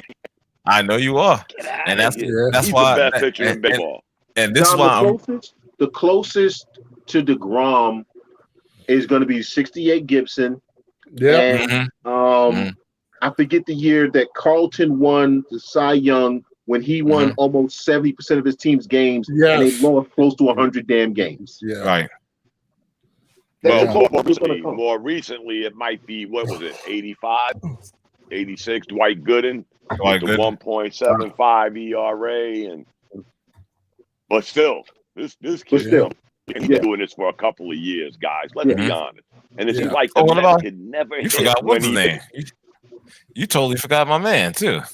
Who? On the Yankees, he had that one year. Ron Guidry. Guidry Yeah, had but what is it, 78? Even that year, though, Guidry was getting run support. When we talk about guys Right. not getting run Right. support, That's we got to Okay, go okay, Steve Carlton okay, fair enough. with the, was it Yeah. 72 Phillies, Dave, that lost all those games? 72 Phillies, right? I think so. I think 72 Phillies. Okay, Yeah. fair enough. Fair enough. You know what I'm saying? We gotta go back like that, or the King Felix Mariners, where he won 14 games but had an ERA of like 1.2. Yeah. Right. Yeah. Crazy. Well, what about this one? It's never been harder to be a Major League Baseball hitter. I came across this and I found this kind of interesting. I think I posted it in our group chat. This is really. I didn't even realize that they changed the ball. To be perfectly honest, I must have been under a rock. I wasn't paying attention. Yeah. I was reading this article and they're saying like so many different things about it. Like with the seams. Yeah, they raised the team. They raise the seams, in which now the pitcher can grip it better, and their stuff seems more nastier and more difficult to seems more difficult to hit. You understand? And I also heard it's crazy. And I used to heard like something about the ball that it doesn't carry well in the air. Yes, they changed the center of gravity. They raised the seams because he went from a slick ball that pitchers couldn't grip. Everybody's hitting home runs to. You raise the seams, which gives the pitcher more tactile sensation, so you grip the ball better, right? And you change the center of gravity, so now when I hit a ball square, it may not travel as far. Right. So you went from too many home runs to no runs. Right, it's gonna work. Right. And that ball that they changed the ball, and that's what saved Edwin Diaz the other night. It hit the railing and not the seat behind it. Yep. And it's funny how it's funny how the Mets just got rid of the hitting coach, but it's really not his fault. They changed the ball. Nobody's again, guys. With 22 games into the season, I bet you that new ball. What did they do? They must have took that new ball out and put the old ball in. When Stanton hit a 450-foot home run that was traveling at 117 miles an hour, which due into these numbers, guys. Hitters can hit, pitchers can pitch. Yes. It's always been this way. It's about adjustment. It's about adjustment. But one thing can't be denied, Don. One thing can't be denied. They did. They did say that that's the reason why they wasn't hitting as much home runs. Yeah. Well, right now, before league play, I think the league collectively was hitting like 233. Yes. Yeah. Yes. The averages are low. Right. It's funny that in every other sport, they're trying to get more offense. And in baseball, they're trying to get more defense. But you'll see. Watch these numbers level out, guys. They played a major season last year. Every other sport can blame COVID except baseball. They played a makeshift season last year, a shake and bake spring training. And we're 22 games in. Get back to me at 81 games. And again, Stanton hit a home run that traveled 1,000 miles an hour the other night. But that's Stanton. Nobody said nothing about that new ball. But see, that's Stanton. Stanton's a beast, though. But they're giving you dribs and drabs. Sports is trying to turn into mad scientists. I don't think so. Again, I don't think so. Get back to me. I don't think so. For the rest of the mortals aren't hitting. But we were just talking about. But we were just talking about the velocity, though. how the velocity. Right. But we're How talking guys are 20. thinking We're faster, talking right? 21 games, guys. We're talking 21. No. You're right. I agree with you, Don. I agree with you. I Dom, understand, but hold on, Dom. Let me tell you something real quick. While you're speaking on what you're speaking, and I hear you, but I got to disagree slightly because right now, even with the 22, 23 games and whatnot, if you look at the percent, and I hate being this type of guy. If you look at the percentage, I know it's real fucking scientific. Look at the percentage of the amount of fly ball outs that have been happening this season. It's up. It's up. That's a fact that can't be denied. Yep. So I don't think it's really drips and drabs. I think there's actually some truth to this. Yeah. When that And- ball and- wasn't and at some flying point out we'll of see. Philadelphia, and that's a bandbox. You know? Let's go there and hit like 7 home runs in the game. yeah, you guys would just talk about the velocity of the ball.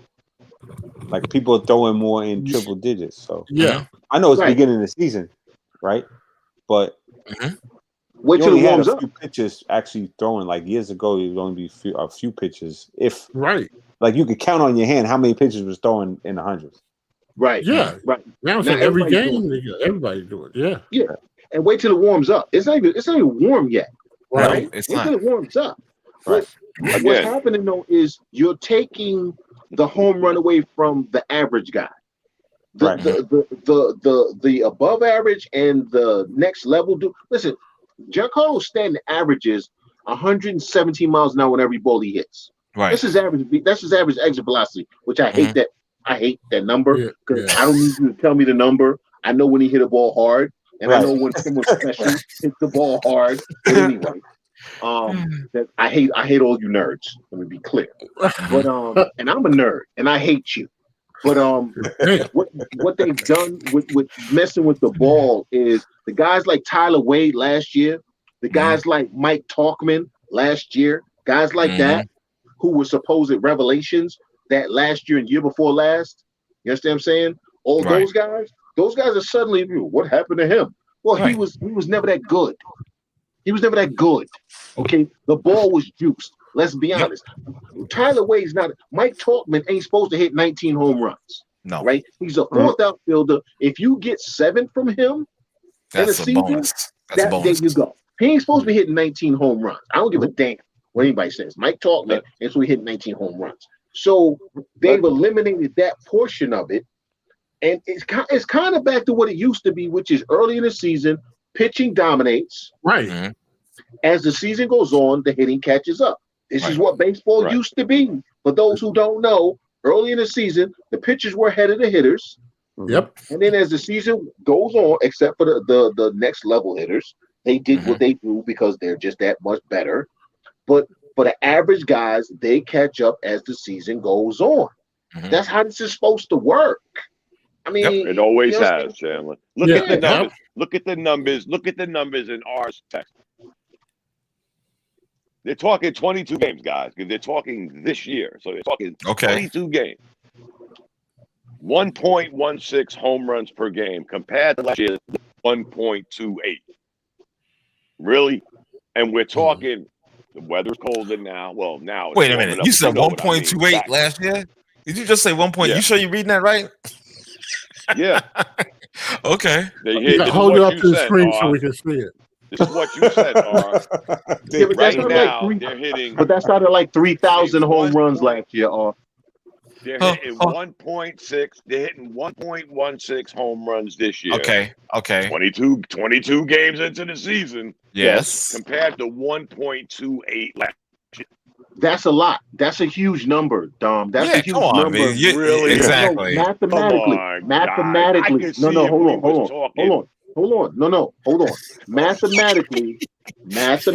see, the engineer's about to come out in me, bro. There we go. You Bring it talk out. about the number of home runs that were hit last season, right? Mm-hmm. And I know to you guys that seems like a small number. It's not a small number. Not small to me. That is not a small number. That change, you're talking from 2 to 1.1. That is a huge difference, scientifically speaking. Mm-hmm. It's still less than 1.5 home runs a game. I don't care if you're Albert Einstein. They're not hitting one. They weren't hitting a 1.5 home runs. Again, guys. There were over 3,000 home runs hit last year, Dom. Over 3,000 home runs hit last year. we're 22 games into the season, and let's try to factor this in too, guys, especially when they talk about the average fly ball rate is up. Well, what is attributing to that? Don't give two damns about the ball. What are most Major League Baseball players doing now? Trying to hit home runs. How many real hitters do we still have left in baseball? Well, the not Tony only are they Gwynns, trying to, the Rod Carews. but wait, Dom. Everybody's Hold going on. for the yard. I hear you, but wait, hold on. Let me tell you this. Yeah, you got the players now. They're trying to go with this, which I hate. Another thing is I can't stand this. That launch angle shit. I hate that crap. But if you notice too, the pitchers are they're not exactly throwing the low balls anymore. They're throwing high. Yes. They're throwing the ball high. Yeah, that significantly impacts, the with the out factor, the out ratio. You understand, between a ground ball and a fly and a fly out. You understand? Yep. Right, but again, you combine what you're saying, with the higher pitches, and the Gleyber Torres is trying to hit every ball 450 feet. You're gonna get pop out. I bet you we didn't study this stat. Strikeouts, flyouts. I wonder what the different ratio is in with that. Because that's what you're getting now. You're getting these guys trying to hit the 450-foot home run. They're either hitting a fly ball or they're striking out. But actually, Dom, right? I mean, I'm not no scientist, but Dom, there are teams now, Atlanta. There are teams who they've talked to the analytics department. You got me defending the damn nerds. I hate you for this. Who have told the teams are stealing more this season. Teams are running more. And again, if you look at the numbers, it's not going to seem like a lot, but it's a huge number. Teams are running more. Since pitchers are pitching up in the zone, you're going to have more pop outs. So you got more guys doing hit and runs. Basically, what they're trying to get these people to see is that now certain teams are just resistant to it, like the Yankees, who are going to lose in the playoffs because they won't damn put a ball in play. But that's a conversation for another day. Right. But there are a lot of teams, and matter of fact, when we watched the Indians against the Yankees, we watched Franmil Reyes, who is 6'7" and about 1,700 pounds, steal a base. Okay, because teams are realizing that there's parts of the game that are underutilized. What they call them is market inefficiencies. So because no one's paying attention to these, teams are starting to do this more. So what we're going to see is we're starting to see what I'm hoping is a trend back towards normal baseball. Guys bunting, guys stealing, hit and run, stuff like now there's a lot of teams that are very resistant. Brian Cashman, I'm talking to you, you coward, you clown. But there are a lot of teams that are not resistant to this. Oakland, Arizona, Philly, with Joe Girardi, Florida, the Miami Marlins, rather. The Milwaukee Brewers, the Atlanta Braves, Chicago White Sox, the Cleveland Indians. I just named how many teams who are saying now, you know what? Let's take advantage of the fact that guys aren't used to people stealing. Let's take advantage of the fact that people aren't used to us going first to third. Let's take advantage of the fact that no one's used to us doing hit and runs. So I think that the fact that we're seeing this shift, it's huge in a sense if we can keep it going. I do agree with you, Dom. There's still too many guys that are backlegging everything. There's too many guys backlegging everything. Okay, everybody want to backleg and dip that damn shoulder. All right, I'm tired of that. Strange statistics. Since we're talking numbers and science, the Boston Red Sox have the highest team average of 261. There's only a handful of teams that are hitting 250 and above. I know. Yeah, now, again, we're talking 22 games. But I hear you. Here's the thing. The Red Sox are hitting 261, but they still got 80-something home runs. So again, when we start talking this 1.16 compared to 1.28, nobody's factoring in the weather. Again, you're gonna see guys going for the long ball. Yeah, you're right. We're gonna see we're gonna see 81 games in. Come 81 games in, we're gonna say, oh shit. I guess then we can make based on what you just said. Yeah, based on what you just said, compared to 81 games, we will definitely make a fairer comparison. Understood. I got you. You know what I mean? It varies every year, guys. We're so into numbers, analytics, and I hate it. It's strange. That's what strange. sports. That's It what sucks. sports is now. Yeah, Yeah, it sadly it's has all become All that. analytics now. I was going to ask, is this Right. still a sports show, or we like moved over to like Bill Nye and the We Science moved on. Guy? We're, We we're, moved on to we're all over the place. mathematics. We're all over the place, actually. You never Listen, know we're gonna where leave- Hey, you can speaking of go. which, We're gonna I leave the show gotta and go because Bill I gotta Bonds Okay, after Jay. be up this. All at right, 4. Jay. All right, Jay, Good peace seeing you. out. All right, Jay. Peace, All man. right. Peace. We got speaking of we got another person that's on the line. His mic is live. We got our brother Hannibal / Dom from Chi-Town / should I go on? What's up, Dom? Hey, it's me. What I up? know it's you. What's up, kid? Listen, No, we getting ready, right? And you came right on cue. We gonna get into this basketball lane real quick. LeBron James bashing the NBA's playoffs play-in format. I Here we hate go. this. I hate it. hey, I hate it. LeBron as come well. on, boy. Yeah, I hear Oh, you. you know what I mean? I can't stand it as well. It's annoying. Why are we having 10 teams and between the seventh and the 10th playing? It's just useless to me. It really is. I don't see the purpose in it. I just don't. Money, Have money, have money, the money, 8 and that's it. Have the 8 and call it a day. This is like utterly useless. You know what I'm saying? Is it the hope that one of these lower ranked teams actually ascends to like a No. championship level? No, money, money, No. money, money. It's ridiculous. All right, let me just say this. It's ridiculous. Me and you was not into the play-in last year, right? Remember? But who was into the play-in last year? LeBron James. Oh, And now all of a LeBron sudden, James when you're- and Damian Lillard. right now that you're teetering And Luka, on the 7th Luka. and 8th seed, Yep. you ain't into this no more. Let's just be oh, honest, guys. Somebody said it's about the internet never sleeps. Trust me. We all know it's about the money. We know it's about the money because the NBA Right. put money over COVID. So we can check that box. It's about the money. Of course, it's about the ratings, which have been dipping, as I told y'all, for 7 to 8 years. And somebody came back. I think it was the last time I brought this up. But you got to remember, no. When I said that, I forgot to preface.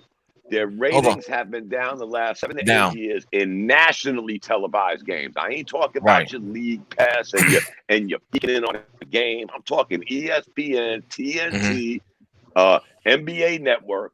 Their ratings have dipped for the last 7 to 8 years. Now, is this going to increase it? No, because I think we said this last year or sometime this year. If you didn't have the Coonans in you to get from 8-1 in 82, 72 games, you got to go home. You got to. And 2 more teams is going to do what? But again, we was like this last year. We was like this year. LeBron James wasn't. Right. So miss me But with now, that shit. Miss me with that shit. Yeah, that tune. The tune changed. Yeah, we remember. We remember. Yes, sir. Anybody else? Go ahead, Dom. Nah, I agree. Needs to go back to the regular format. You know, that playing tournament should have just been last year. You know, everything is kind of getting back to normal. So yeah, LeBron is a hypocrite for crying about it. You know, him and Luka. Yep. But you know, at the same time, I understand where they coming from. You know, so if you couldn't make it during the regular season, you don't get a second chance. Right.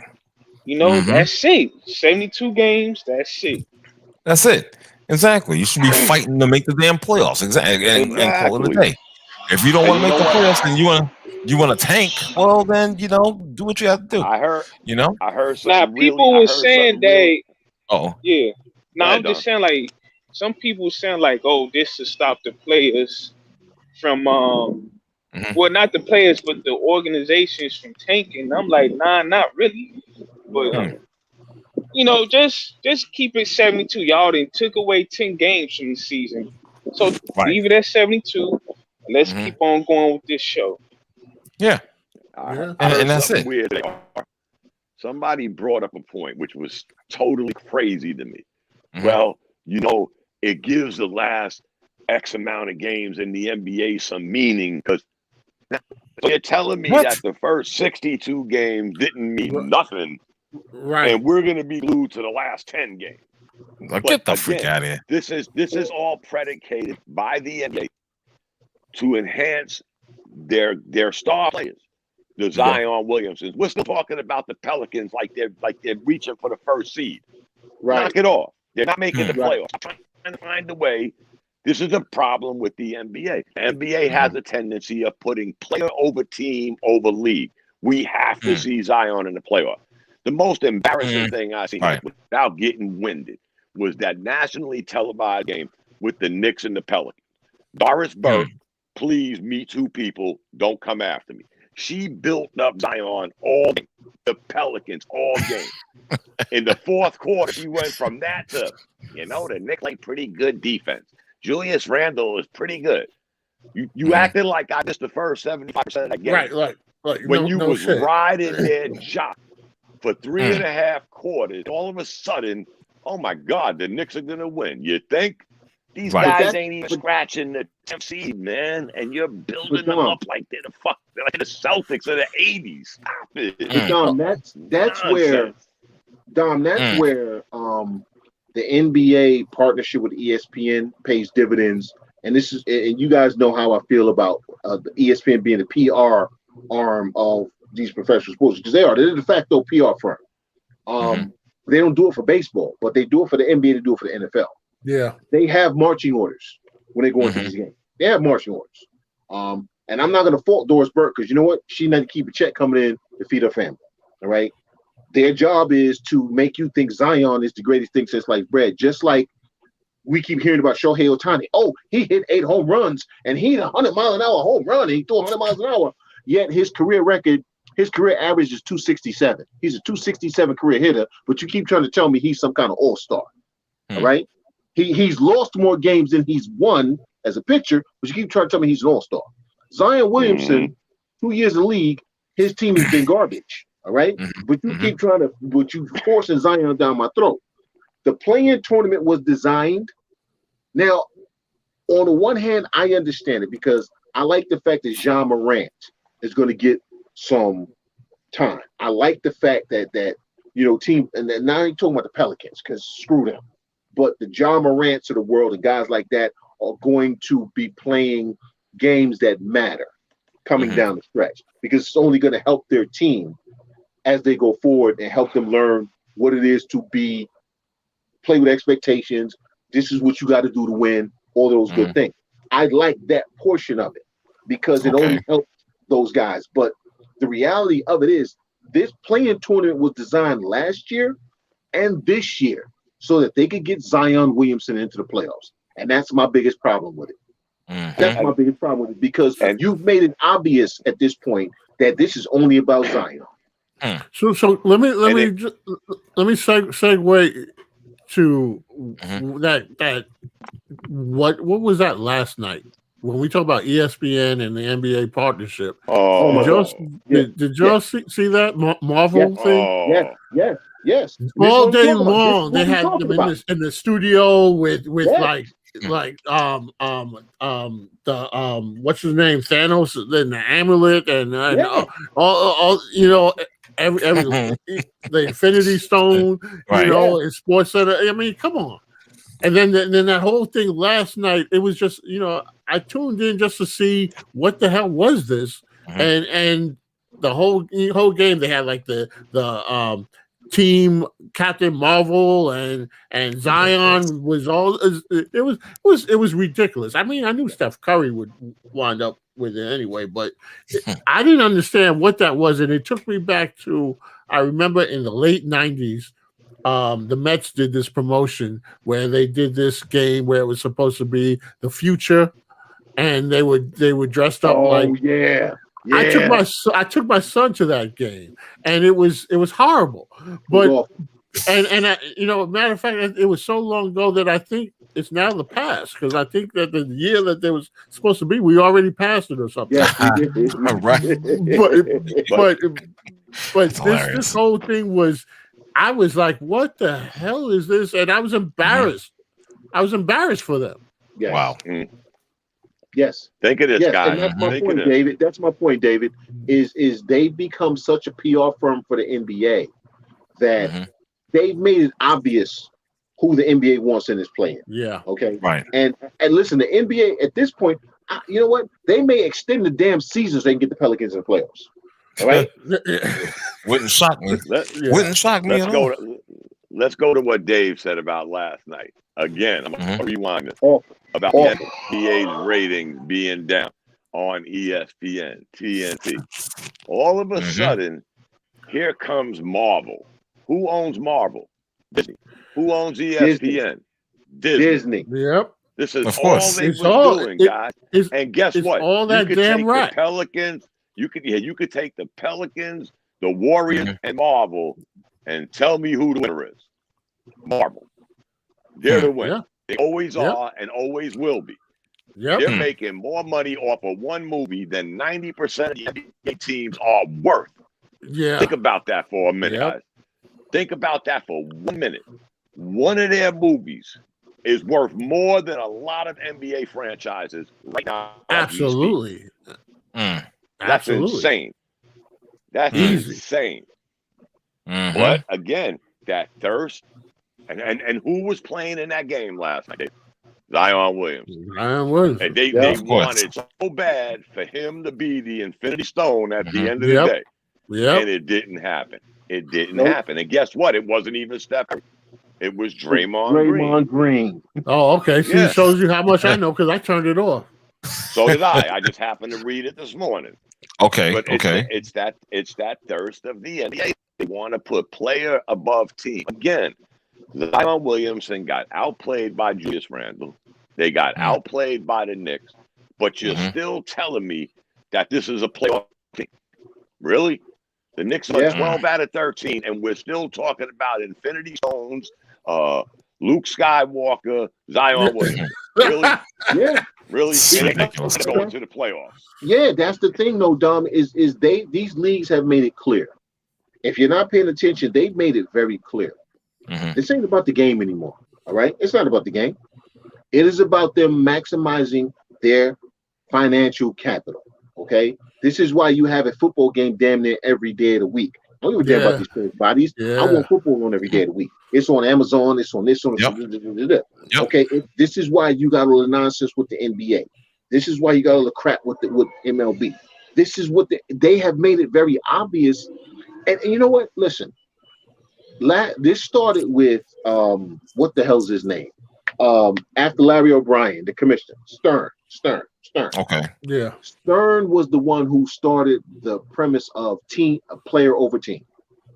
Because remember when we grew up in the 80s, going into the 90s, it was team, right? Yeah. It was the Spurs. It was it was the Spurs against the Knicks. It was the Bucks against the Sixers. It wasn't Dr. J against Bob Lanier. It wasn't Dr. J against Marcus Johnson. It was the Bucks and the Sixers with Dr. J and Bobby Jones and Marcus Johnson and Bob Lanier. Now, then it became Magic against Bird. What about the rest of the Lakers and the Celtics? The hell with them. It's Magic and Bird. Then it was Jordan against whoever. You know what I'm saying? And Clyde against whoever. So this is just the next evolution of that. You know what, Chandler? Can I just add to that point?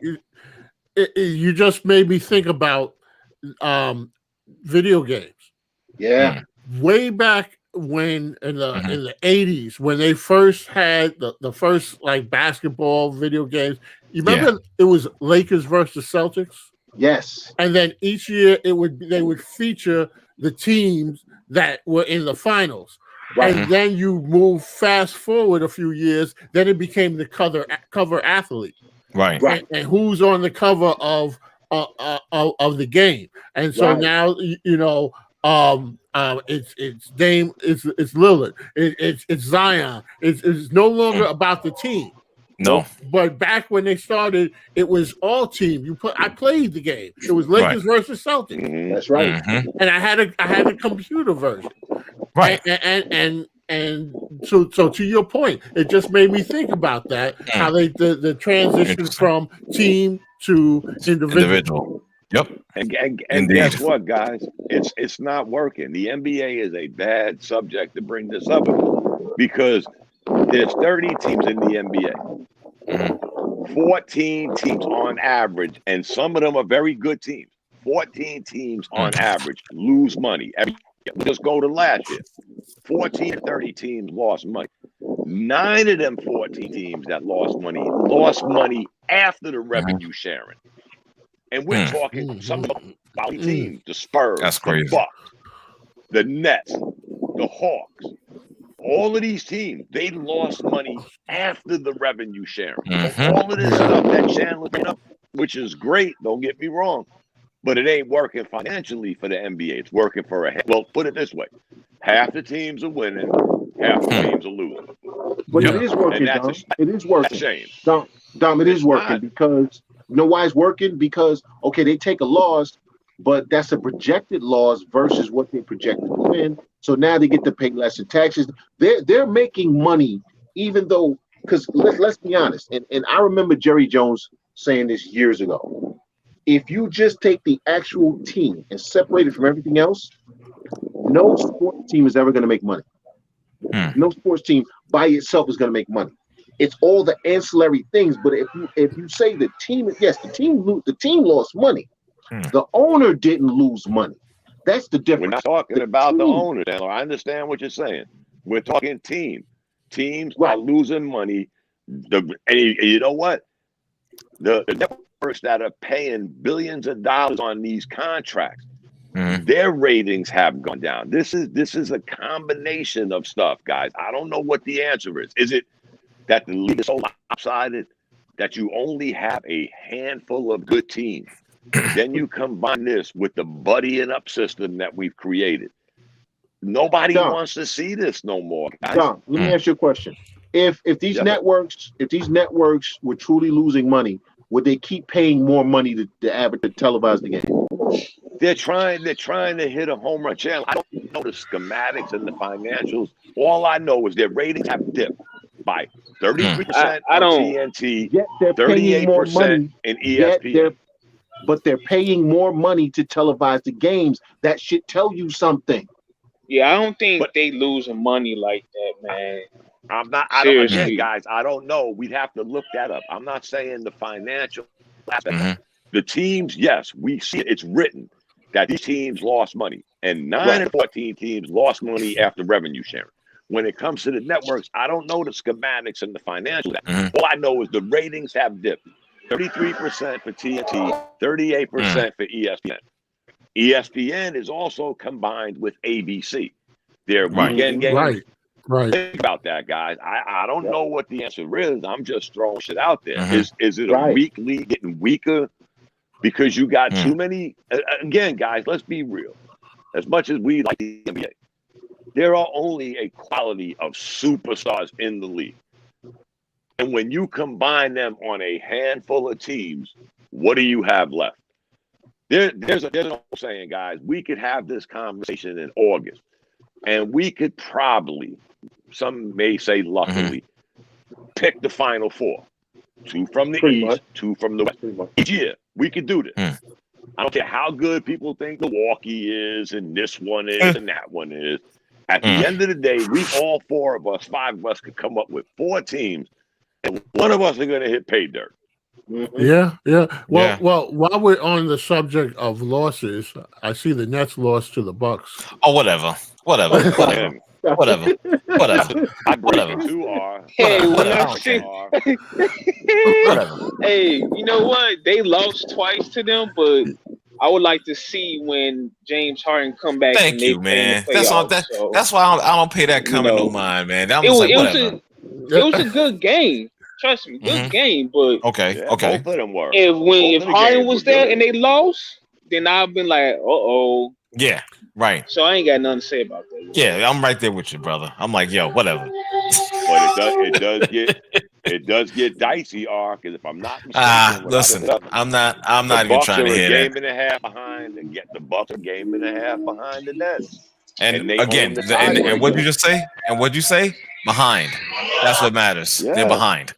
You understand? Well, and that's I'm where they're just going to saying, be. I'm just And that's where they're throwing going to it out there. remain. And that's where they're going to remain to be behind. That's just what it is. I'm not worried about it. Okay. But I'm not worried about it. the hamstring injury is serious, man. And Yeah.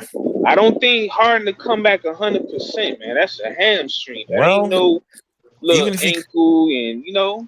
but you know what, Dom, though, even if he comes back, let's say at 80%, 80% of Harden is pretty damn good than a lot of Oh, of players in the league. course. Yeah, You Of know, course, it yeah, is. yeah. you understand? And Yeah. that's the best I can hope for.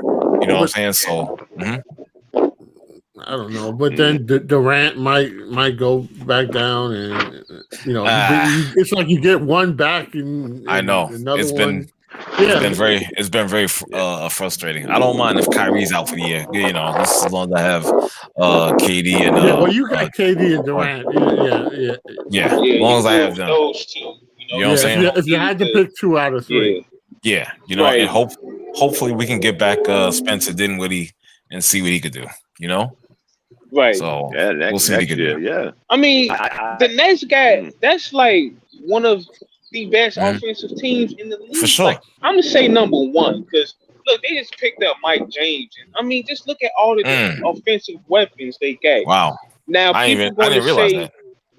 yeah, people gonna talk about defense. I get it, but listen, man, when you got all that offense, Yep. at this point, your defense don't even matter, man. Thank you. I mean, just look at what they kept up with the Bucks. Bucks is a long team.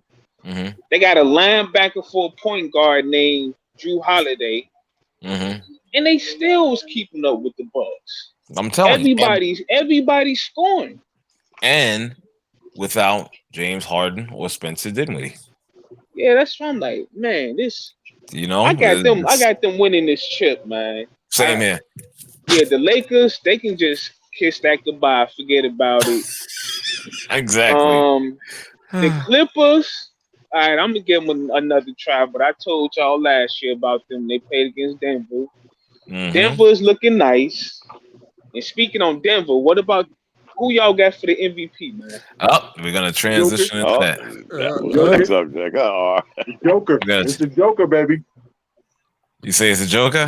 It's the Joker. Gotta be. Well, see, here's the point of this particular topic. You know, and really, Dom from Chi-Town is responsible for this because, you know, Dom, you had posted about saying Chris Paul should be the MVP this season. You know, and you can make a strong case for him. Why not? Why wouldn't you? You could. Yeah, because listen, the Phoenix Suns was 10th seed last year. Wasn't nobody thinking about them. If you don't watch basketball like that, wasn't nobody thinking about them. Nobody knew. Even when they picked up Chris Paul, nobody knew they was gonna be this good. They the number 1 seed in the league. Right. And Chris Paul is very efficient. He took off a lot of pressure on Devin Booker, where Devin Booker sometimes he just put up 20 points without busting a sweat. Game 1 by 30 points. Everybody eating on that team. I mean, I hear Joker because Joker came a long way. I got to give it to Chris Paul and just let him retire, man. Nobody knew this was going to happen with him. And when you bring up MVP, everybody always say you give the MVP to the person who won the most games and put their team in the playoffs. But see, Dom, I agree. That don't happen all the time. I agree with you, Dom. But here's my thing for Joker. Yeah, he's top 5 in damn near every category you can name. Absolutely. He's a set, and I agree with you, Chris Paul. And I'm gonna take my bias for Chris Paul out of this right now because I can't stand that son bitch. I know, but you know, see. But and I'm gonna take my bias out. Okay. If Joker wasn't top 5 in just one category, I would be right there with you for Chris Paul. And you know what? If Chris Paul won it, I wouldn't be mad. I wouldn't be mad because regardless of what I think about him, he has finally shown the one thing I said that he never showed me, the ability to take a team and make it better. Right? He was on teams that were always good. Listen, without him on Phoenix, are we really talking about them as number one? No. Hell no. Maybe they're number 6. Maybe they're 6. Maybe. Yeah. Maybe 6. So, you know what? If he got it, very few people could sit there and be like, oh, Joker got robbed. You understand what I'm saying? Like, I wouldn't even mind if they got co-MVP, because I think that both of them have taken their teams to levels that without them, listen, Jamal Murray is great. Jamal Murray alone on Denver's a 7 seed. Let's be clear. All right. Right. Chris Paul not on Phoenix an 8 seed. All right. So those two guys are the most important and most valuable players in the league. Yes. Now here's the spin to that. How did you know segment of the show? There's only 2 or 3 players in the NBA that are leading their team in points, rebounds, and assists. Jokic happens to be one of them.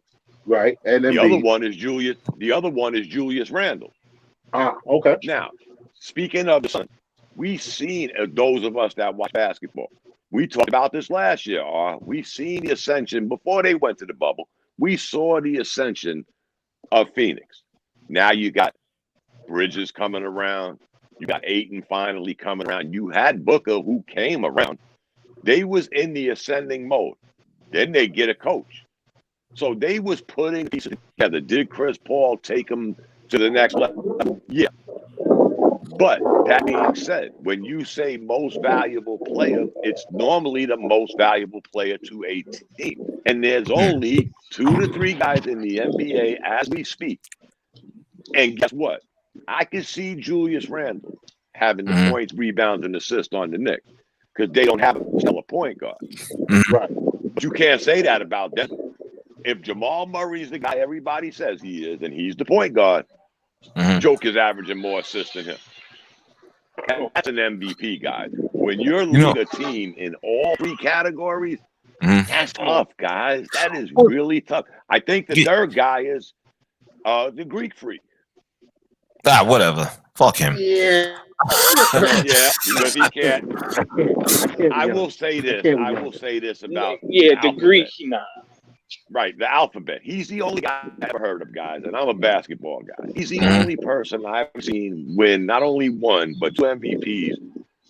But he still has boxes that need improvement. Exactly. That's why. Understand that part. That's why I got up last year. He can't for sure, shoot. but that's why I curse at. I'm like, yo, get the fuck out of here. Foul shooting has gotten worse every year. Normally, foul shooting gets better. I mean, I'd rather vote for Randall more than him. Be perfectly honest. And guess what? Guys?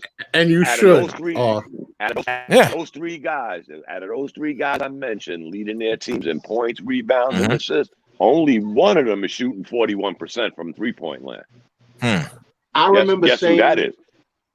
I remember saying Julius Randle a couple of months ago that Julius Randle should get some votes. And I got people told me I didn't know what the hell I was talking about. Now Julius Randle ain't winning MVP. He's not. But don't tell me that he shouldn't be in the conversation. For sure. No, Julius belong in that conversation. Damn I just want to say, Tibbs. I said some things about Tibbs because what he, how he used to coach. Right. Now I'm starting to see him. He coach a little different, and I'm starting to see that Tibbs have NBA players that respect him. Yes. Like Derrick Rose. Look at Derrick Rose. Yeah. Jimmy Butler. These is hard-nosed, blue-collar grinders. Like, these hoopers. Now he got a Julius Randle, a hooper. Y'all gotta give it to Tibbs, man. You know what? That's coach of the year. Coach of the year. Gotta That's be. a good Has point. Let me just say, I was watching today one of the shows on ESPN. Kendrick Perkins. Yeah, I was downtown. Kendrick Perkins was on there, and they had Tibbs on, and they played a clip of Julius Randle, and he was just like raving about Tibbs, and I mean, use the word love. Yeah. You know, and they would, and Kendrick asked him, about the player, the coach that Kendrick knew when Kendrick was in Boston, and what he knew of Tibbs, and asked him, did he make like changes, or how did he change? And Tibbs acknowledged the fact that he had to make some adjustments. Okay. To his coaching style, and it's worked. Yeah, clearly. But while he's made adjustments, he still stood Tom Thibodeau.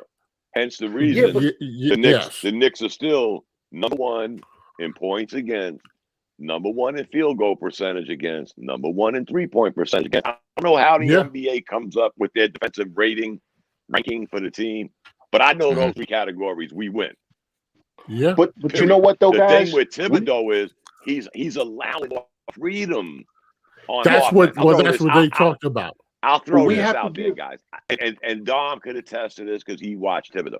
I've never seen Thibodeau give any young player as much rope as he's giving quickly. Yeah. Facts. That's why I said he changed his coaching. Yes. Absolutely. But we got to get the players credit, because you know what? This is the first time, and Dave and all, you know this, and Dom, you know this. This is the first time in a long time where we can say we have 15 guys on a roster who are all pulling the same direction. Yeah. That's been a long time. That's true. Very true. And that's a testament to them, because we got 15 guys who want to be coached. The way he coaches. Yeah. And yes, he's made some changes, and we said that earlier season, because there were guys on the floor in games, 10 through 20. That we were like, yo, Tibbs would never had that dude on the floor back in Chicago. Yeah. You know what I'm saying? You wouldn't have even seen the practice floor, much less but that's a testament to the players, and that's the part about it, I think, for me, that's the most enjoyable, is that we got 15 guys, not 12, not 13. We got 15 guys pulling the rope in the same damn direction, and a coach who understands that I got to let them breathe. That's a beautiful thing. Oh yeah. But said. But I can't resist this, Chandler, because it was only a few minutes. It was only a few minutes ago you was talking about a football coach that couldn't talk, and you want somebody that's going to be rah, let's go, guys. Now, I will say, yes, the Knicks have a 15 good combination that believes in that one for all for one, but it stems from Thibodeau. Let's not in no way, no shape, no form, try to downplay anything that Thibodeau has done with this team. This is the first season they've had in 8 years. They have not. They are guaranteed a winning season for the first time in 8 years, and it's a coincidence. And again, guys, I'll go back. I told y'all last June when the Knicks got Thibodeau, their fortunes changed that day. I also told y'all to check the numbers. Every year, Julius Randle has gotten better, except the year Fizdale was his coach. Check the numbers, guys. I always say this. Numbers don't lie. People lie with numbers. But it's not about numbers for Randle. It's not about numbers for Randle this year. Even though his numbers have gotten better, it's not about the numbers for him. It's about him becoming something that, honestly, I don't think any of us thought he could be. I think we all thought at some point he could put up numbers, but I don't think we thought he could be the complete player that he's become. And and the complete player, and that encompasses far more than numbers. There's more to it when you're leading the team. There's more to it when you start a team. It ain't about just the damn numbers. It's about, can you galvanize? Can you motivate? Will guys follow you? Will they listen to you? Yeah. Whether you're a vocal leader, whether you're a lead by example guy, will they say, you know what, Julius is here putting up shots? Let me take my ass there and put up some shots. You understand? He's doing it. He's doing the ball. Right. That I don't think anybody thought he could take that step. Right. Well, I didn't see anything previously in his career that led me to believe that he would be this player now. And it's the willingness to take on that role. Right. Because you think about it, he's still a young guy. He's 26. Yeah. But it's just that most of them are so much younger. With the exception of a few, but the ones that he's out there with regularly, he's really showing them, not only leadership, but that where you start, that doesn't have to be where you stay. That's right. That's right. He is a testament to changing the narrative. Yes. There you go. So I think all that is an acceptance of the role. Yes. And so numbers aside, because you got a lot of guys that put up numbers, but they don't accept that role and take it on, and that's the difference. That's the difference, Dave. You know what I'm saying? If the Knicks could have got, and it's no knock on him because he's a kid and he's a rookie, but if the Knicks could have got on average maybe 12 to 15 decent minutes from Obi Toppin, Julius Randle would really be exploding right now. Oh my because God. This is the reason he's playing the most minutes. Because and that's another thing, guys. I think, if I'm not mistaken, he leads the NBA in minutes per game. Yeah, because they can't put nobody in for him. So if Obi Toppin just go out there and play 12, 14, 15 minutes, not make many mistakes, get a couple of points, just give Randle a breather. Yeah. This kid, he'd be really higher up. Yeah. On that MVP vote. True. He was. True. Yeah. Trust me. They just got nobody to sell him. He's out there in that position. He's a man on an island. But that's the beauty of what Thibodeau has done he has maximized the positives. Like we said, Obi Toppin. Listen, Obi Toppin honestly should be on the floor half the damn time. The team is going left, he running right. Hard as hell, but he running to the right.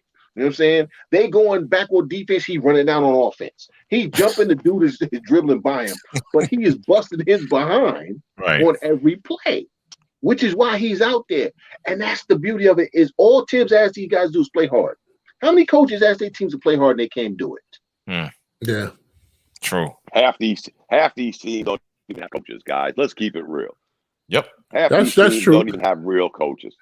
But you know what? The guys go out there and I will say another thing with the Knicks is just watching them. Seems like they are just playing with a lot of joy. Yeah, they like each other. They like each other, and you don't feel that guys are like muttering behind people's backs because they're mad about minutes and stuff. They celebrate each other, and they look like they are enjoying the game of basketball, and that's making them watchable. Yep. Because nobody wants to watch somebody that looks like they're not happy doing what they're doing. And so when you watch the Knicks now, it's like win or lose. These guys are out there. They look like they are enjoying what they're doing, and it is almost like it's contagious. Yep. And the fan base. I my only regret is that we're not in a climate where you could have a sold out, filled to capacity Madison Square Garden with this team. Forget about it. Yeah. Here's the weirdest thing. Here's the weirdest thing that Thibodeau has done, and maybe it's just me as an outsider, though I'm a Knicks fan. Thibodeau has got this Knicks team playing like the '96 teams without dropping bodies. Yeah, because you can't drop bodies no more. But they're playing that intense defense again without the physicality, which makes it even harder, guys. I mean, think about this. It wasn't a minute ago the Knicks were last in points per game. They was last in field goal percentage. And all of a sudden, they're fourth in 3-point percentage. But here's the thing, man. They never became less at what they was best at. Normally, you get better at one thing, you slip and slide at the thing you was good at. You might not drop totally off, but you're going to lose a little something. Yeah. During that stretch, the Knicks never lost being the number one team in points against, field goal percentage, and 3-point percentage against, as their points went up. And again, I don't want to sound like Nostradamus, but I kept telling you guys, if the Knicks could up their scoring 4 to 5 points, we're having a different conversation. And right now, guys, we're having that different conversation because they're averaging 6 more points they were when I brought this up. Yeah, look at incredible. And to what Dave was saying, Norvell Pell was on the street all season, right? Oh, it was Mitchell Robinson and Nerlens Noel, Mm. starter, backup, and then Taj Gibson was, maybe he'd play. Then Mitchell Robinson, of course, got hurt. Then it was Nerlens Noel, Taj Gibson, and somebody behind him. Then now it's Taj Gibson, right? Yeah. And Norvell Pell, right? And Norvell Pell came off the street. First game he played, he dislocated a finger, blocked 2 shots, scored 2 points, got 2 rebounds in 4 minutes. That was the first game he played. And you would think he had been on the team all season where dudes was clapping and cheering and all this other stuff. That atmosphere on that team is inclusive. And I'm giving Derrick Rose credit for this. Because when Derrick Rose came over, right? Yeah. The atmosphere around the team seemed to shift to where it was, listen, man, dude, I'm an MVP, right? I'm the baddest thing going. I'm gonna be in the College Basketball Hall of Fame. I'm gonna pass you the ball, bro. You know what I'm saying? I'm gonna take a charge for you. And when you see a dude that a lot of these kids grew up, Derrick Rose was they was that. That's right. Right? And he's telling you, take my number, man. You need something, call me. How does that not permeate the rest of the team? That's true. That is very true. So many good things about this team you could talk about on every player. You know what I'm saying? Listen, we kill Kevin Knox all the time, but Kevin Knox ain't been pouting. We watch him on the bench when he ain't playing. He's cheering for other guys. You understand what I'm saying? We watched Elfrid Payton get his minutes taken by Emmanuel quickly. What's he doing? Yo, Emmanuel, my man, good job, whatever. And again, yes, Thibodeau, his willingness to change, I think, played a big part in that. But I also got to give the players a lot of credit, man, because y'all know we've all played team sports. It's hard to root. It's hard to root for somebody playing when you want to play. Right. Yeah. Here's the weirdest thing, guys, because I know we're running out of time. Yes. For all those Knicks fans, that question the Randall signing, the Thibodeau signing, the Rose signing, you know what? Again, Michael Corleone told his brother in The Godfather, don't ever take sides against the family. For all you fake-ass Knicks fans, all you fake-ass Knicks fans out there that was in the tank. And the Knicks never tanked, guys. Let's keep it real. The Knicks didn't tank. They sucked. They straight up sucked. They had no coach, no front office, no players. They sucked. They weren't tanking. No direction. No direction. Exactly. Okay. Now that you see it, I don't want to hear from Stephen A. Smith. I don't want to hear from Michael Rapport. Let that go. Please do me a favor. We don't need your validation. Listen, before I end this, please do me a favor. Do not mention that troll on this show, please. Okay, do not mention that person. Thank you very much. How about those Knicks? Okay, I'm giving him credit. I give him credit. Listen, guys, real quick. Real quick. Yeah. Am I the only one who noticed in that Spike Lee commercial about on the block and he trying to help the block? The person he was helping to a cab was an Asian lady. I'm just asking a question. I have to see it again. I saw it one time and wasn't really paying attention. I wasn't paying attention either. I didn't see that, man. Yeah. Oh, Chandler. Just asking a question. I do have to check that out though. Yeah. Listen, you guys have been great. Dave, Chandler, Dom. Shout out to my man Hannibal, aka Dom from Chi-Town, for chiming in. And I think we might be back. Well, I know I won't be back because I'll be working, but Friday. So maybe we could convince Max 611 to take the reins and run a show. So we'll see. All right. Well, always a pleasure. And also, let me. I can't leave out my guys in the chat room as Mr. Ronan and also Brother Reginald and anybody else that was in there that was interacting and listening. Thank you very much. In the paint, we appreciate it. Blessings. Have a great night. See you later, guys. All right. Peace, guys.